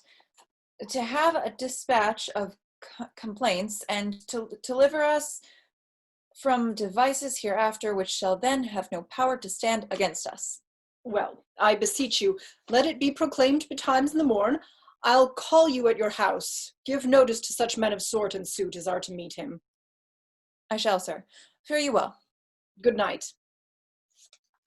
This deed unshapes me quite, makes me unpregnant and dull to all proceedings. The deflowered maid, and by an eminent body that enforced the law against it. But that her tender shame will not proclaim her maiden loss, how might she tongue me? Yet reason dares her no, for my authority bears of a credent bulk that no particular scandal once can touch, but it confounds the breather. He should have lived, save that riotous youth with dangerous sense might in the times to come have taken revenge by so receiving a dishonored life with ransom of such shame. Would yet he had lived. Alack, when once our grace we have forgot, nothing goes right. We would and we would not. Act 5, Scene 1, the city gate. Mariana veiled, Isabella and Friar Peter at their stand. Enter Duke Vincentio, Angelo, Aeschylus, Lucio, and the provost. My very worthy cousin, fairly met. Our old and faithful friend, we are glad to see you. Happy return, my Royal lord. Grace. Many and hearty thankings to you both. We have made inquiry of you, and we hear such goodness of your justice that our soul cannot but yield you forth to public thanks for running more requital. You make my bond still greater. Oh, your desert speaks loud, and I should wrong it to lock it in the wards of covert bosom, when it deserves with characters of brass afforded residence against both the tooth of time and razor of oblivion. Give me your hand, and let the subjects see, to make them know that outward courtesies would fain proclaim favors that keep within. Come, Aeschylus, you must walk by us on our other hand. Good supporters are you. Friar Peter and Isabella come forward. Now is your time. Speak loud and kneel before him. justice. Oh, royal Duke, veil your regard upon a wronged, I would fain have said, a maid. Oh, worthy Prince, dishonor not your eye by throwing it on any other object till you have heard me in my true complaint and given me justice. Justice! Justice! Justice! Relate your wrongs. In what? By whom? Be brief. Here is Lord Angelo shall give you justice. Reveal yourself to him. Oh, worthy Duke, you bid me seek redemption of the devil. Hear me yourself, for that which I must speak must either punish me, not being believed, or wring redress from you. Hear me. Oh, hear me. Hear. My lord, her wits, I fear me, are not firm. She hath been a suitor to me for her brother, cut off by course of justice. By course of justice? And she will speak most bitterly and strange. Most strange, but yet most truly will I speak. That Angelo's forsworn, is not that strange? That Angelo's a murderer, is not strange? That Angelo's an adulterous thief, an hypocrite, a virgin violator, is it not strange and strange? Nay, 'tis 10 times strange. It is not truer he is Angelo than this is all as true as it is strange. Nay, it is 10 times true, for truth is truth to the end of reckoning. Away with her, poor soul, she speaks this in the infirmity of sense. Prince, I conjure thee, as thou believest there is another comfort than this world, that thou not neglect me with that opinion that I am touched with madness. Make not impossible that which but seems unlike. 'Tis not impossible, but one, the wickedst caitiff on the ground, may seem as shy, as grave, as just, as absolute as Angelo. Even so may Angelo, in all his dressings, characters, titles, forms, be an arch villain, believe it, royal prince. If he be less, he's nothing, but he's more. Had I more a name for badness. By mine honesty, if she be mad, I believe no other.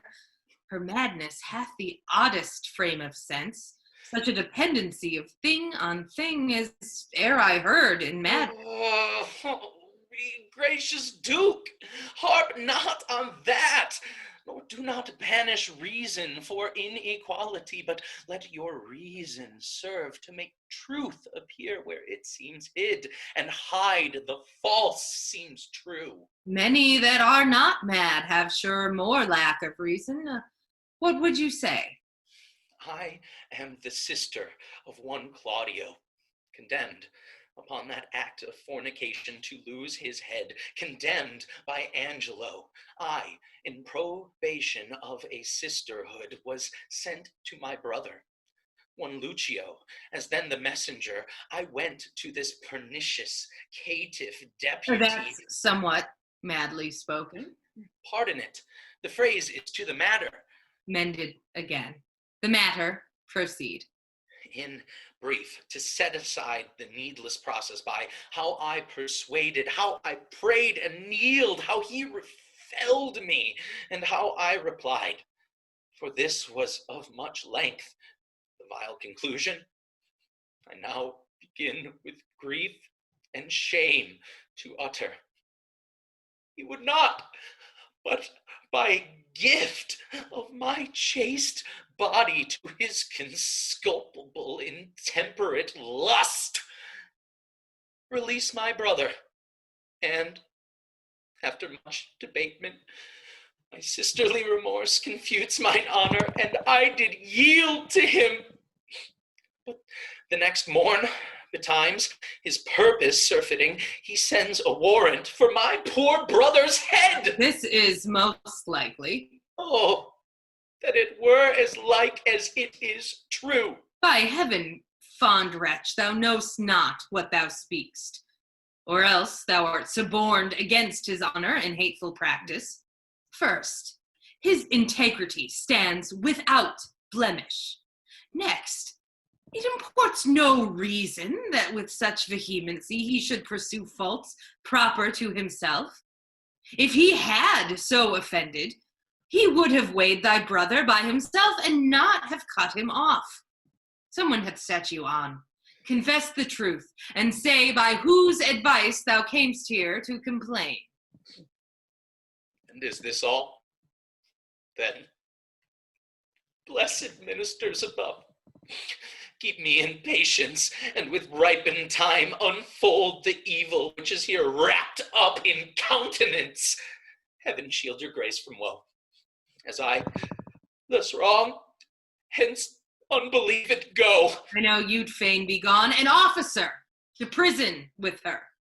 Shall we thus permit a blasting and a scandalous breath to fall on him so near us? This needs must be a practice. Who knew of your intent in coming hither? One that I would were here, Friar Ludowick. A ghostly father, belike. Who knows that Ludowick? My lord, I know him. 'Tis a meddling friar. I do not like the man. Had he been lay, my lord, for certain words he spake against your grace in your retirement, I had swinged him soundly. Words against me? This is a good friar, belike. And to set this wretched woman here against our substitute, let this friar be found. Isabella is carried off guarded, and Mariana comes forward. Do you not smile at this, Lord Angelo? Oh, heaven, the vanity of wretched fools. Give us some seats. Come, cousin Angelo, in this I'll be impartial. Be you judge of your own cause. Is this the witness, friar? First let her show her face, and after speak. Pardon, my lord. I will not show my face until my husband bid me.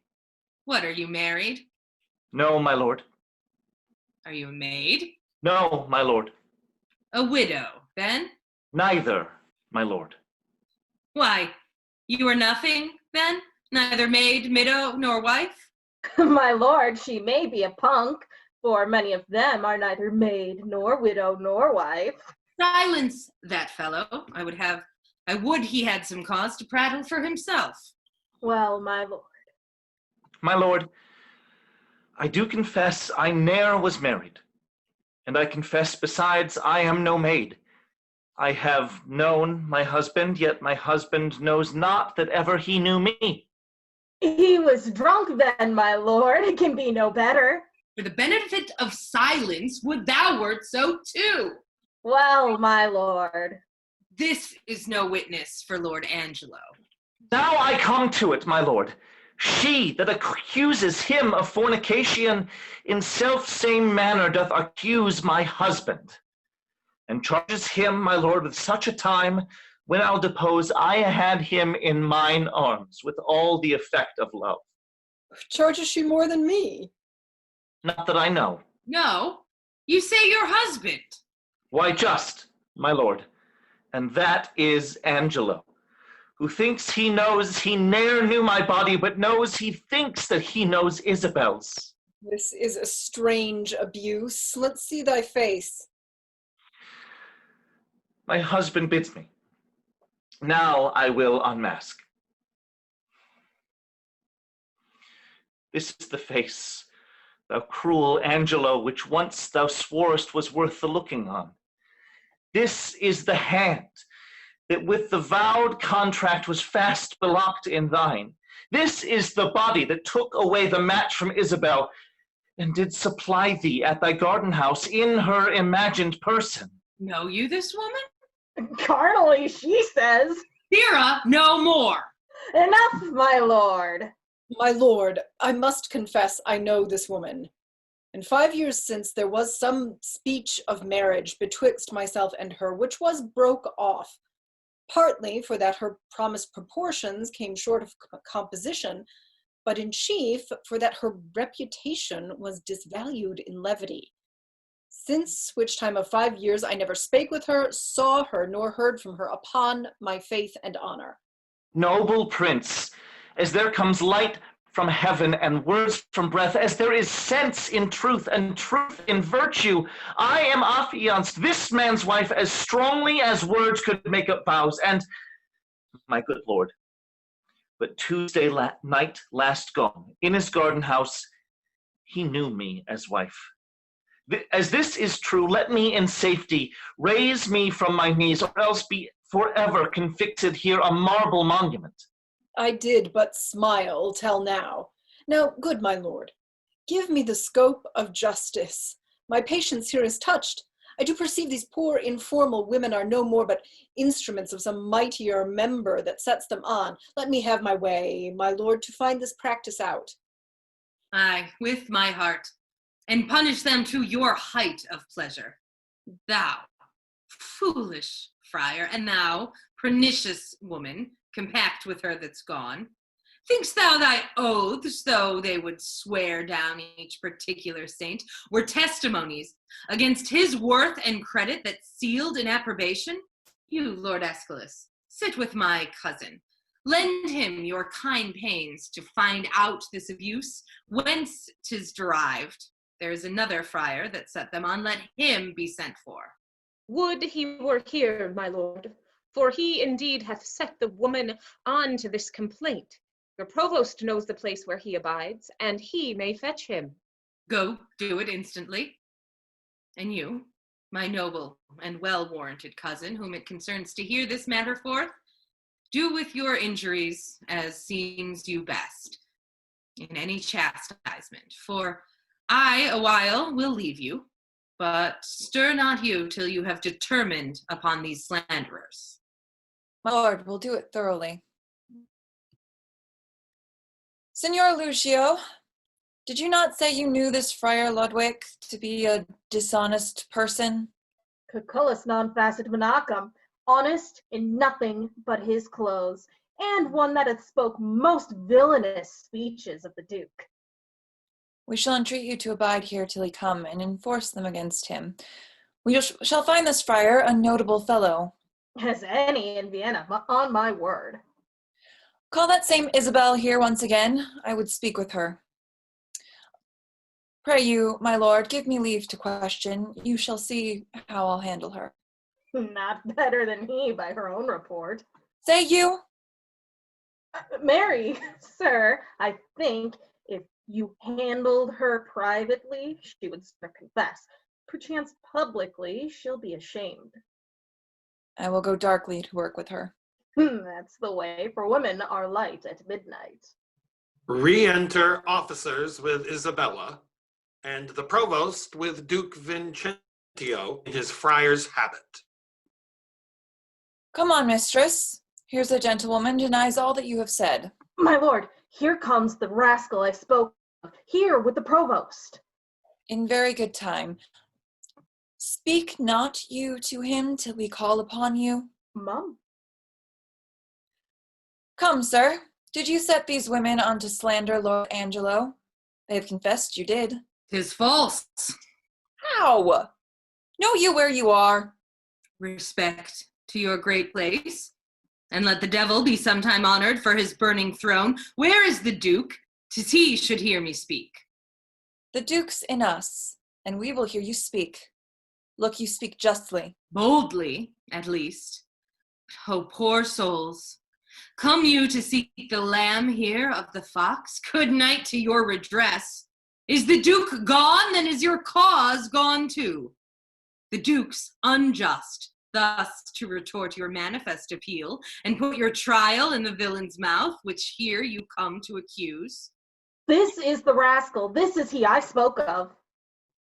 Why, thou unreverend and unhallowed friar, it's not enough thou hast suborned these women to accuse this worthy man, but in foul mouth and in the witness of his proper ear to call him villain, and then to glance from him to the Duke himself to tax him with injustice. Take him hence, to the rack with him. We'll touse you joint by joint, but we will know his purpose. What unjust. Be not so hot. The Duke dare no more stretch this finger of mine than he dare rack his own. His subject I am not, nor here provincial. What can you vouch against him, Signor Lucio? Is this the man you did tell us of? Is he, my lord?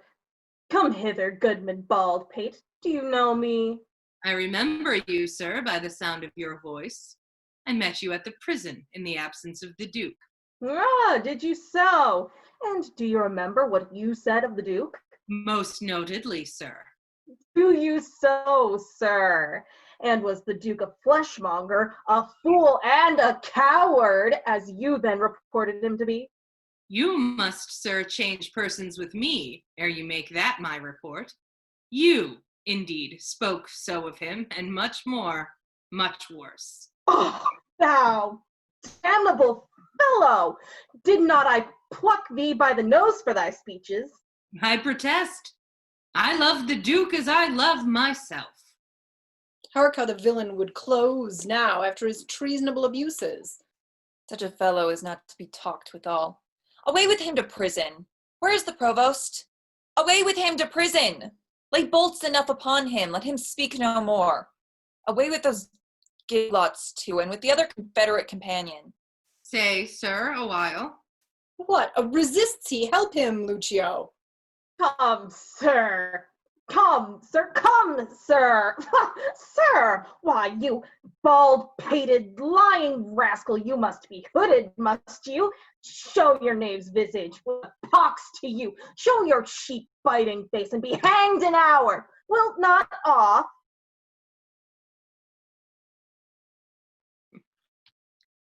Thou art the first knave that e'er madest a duke.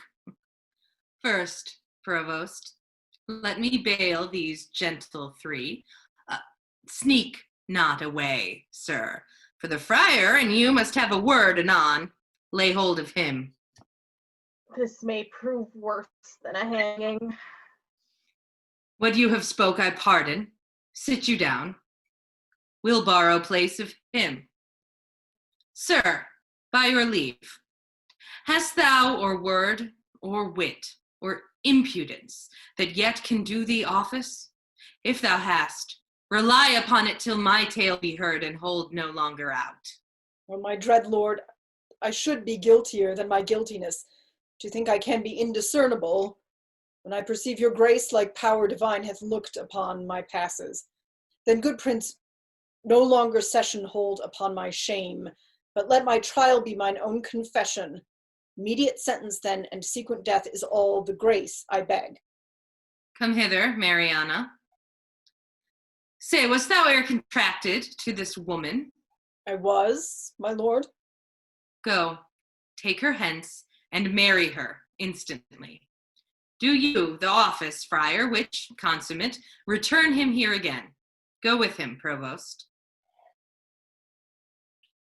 My lord, I am more amazed at his dishonor than at the strangeness of it. Come hither, Isabel. The friar is now your prince, as I was then advertising and wholly to your business, not changing heart with habit. I am still attorneyed at your service. Oh, give me pardon that I, your vassal, have employed and pained your unknowing sovereignty.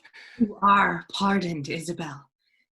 And now, dear maid, be you as free to us. Your brother's death, I know, sits at your heart, and you may marvel why I obscured myself, laboring to save his life, and would not rather make rash remonstrance of my hidden power than let him so be lost. O most kind maid, it was the swift celerity of his death, which I did think with slower foot came on, that brained my purpose. Peace be with him. That life is better life, past fearing death, than that which lives to fear. Make it your comfort, so happy is your brother. I do, my lord. Re-enter Angelo, Mariana, Friar Peter, and the provost. For this new married man approaching here, whose salt imagination yet hath wronged your well-defended honor, you must pardon for Mariana's sake. But as he adjudged your brother, being criminal in double violation of sacred chastity and of promise breach, thereon dependent for your brother's life, the very mercy of the law cries out, most audible even from his proper tongue, and Angelo for a Claudio, death for death. Haste still pays haste, and leisure answers leisure.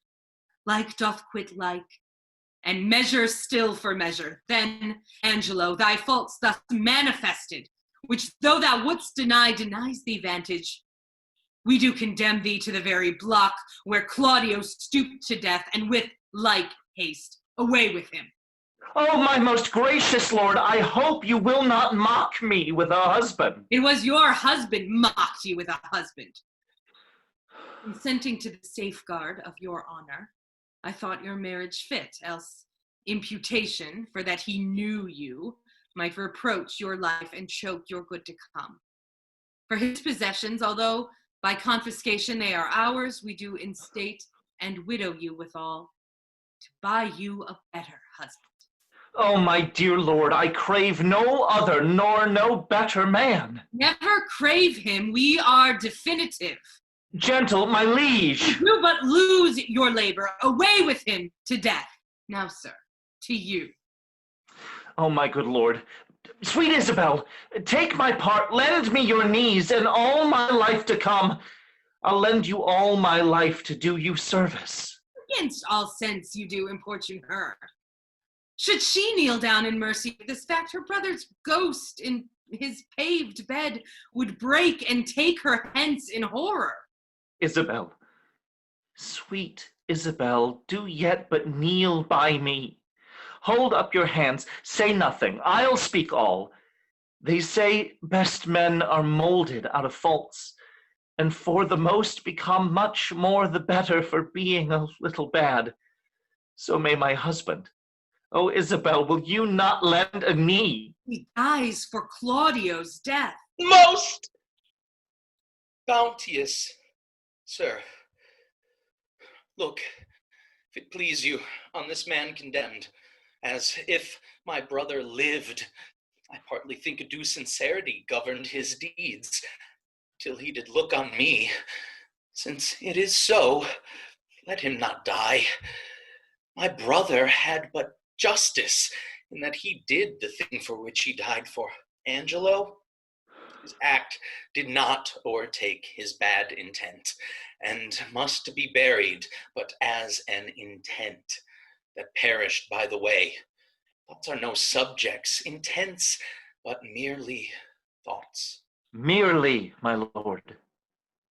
Your suit's unprofitable. Stand up, I say. I have bethought me of another fault. Provost, how came it Claudio was beheaded at an unusual hour? Was commanded so. Had you a special warrant for the deed? No, my good lord, it was by private message. For which I do discharge you of your office. Give up your keys. Pardon me, noble lord, I thought it was a fault, but knew it not, yet did repent me after more advice. For testimony whereof, one in the prison that should by private order else have died, I have reserved alive. What's he? His name is Barnardine. Would thou hadst done so by Claudio. Go fetch him hither, let me look upon him. I am sorry one so learned and so wise as you, Lord Angelo, have still appeared should slip so grossly, both in heat of blood and lack of tempered judgment afterward. I'm sorry that such sorrow I procure, and so deep sticks it in my penitent heart that I crave death more willingly than mercy. 'Tis my deserving, and I do entreat it. Re-enter Provost with Barnardine, Claudio muffled, and Juliet. Which is that Barnardine? this, my lord? There was a friar told me of this man. Sirrah, thou art said to have a stubborn soul that apprehends no further than this world and swears thy life according. Thou art condemned, but for those earthly faults, I quit them all. And pray thee take this mercy to provide for better times to come. Friar, advise him, I leave him to your hand. What muffled fellow's that? This is another prisoner that I saved, who should have died when Claudio lost his head, as like almost Claudio himself. If he be like your brother, then for his sake is he pardoned. And for your lovely sake, give me your hand, and say you will be mine.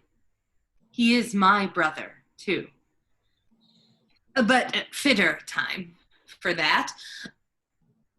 By this, Lord Angelo perceives he's safe. Methinks I see a quickening in his eye. Well, Angelo, your evil quits you well. Look that you love your wife, her worth yours.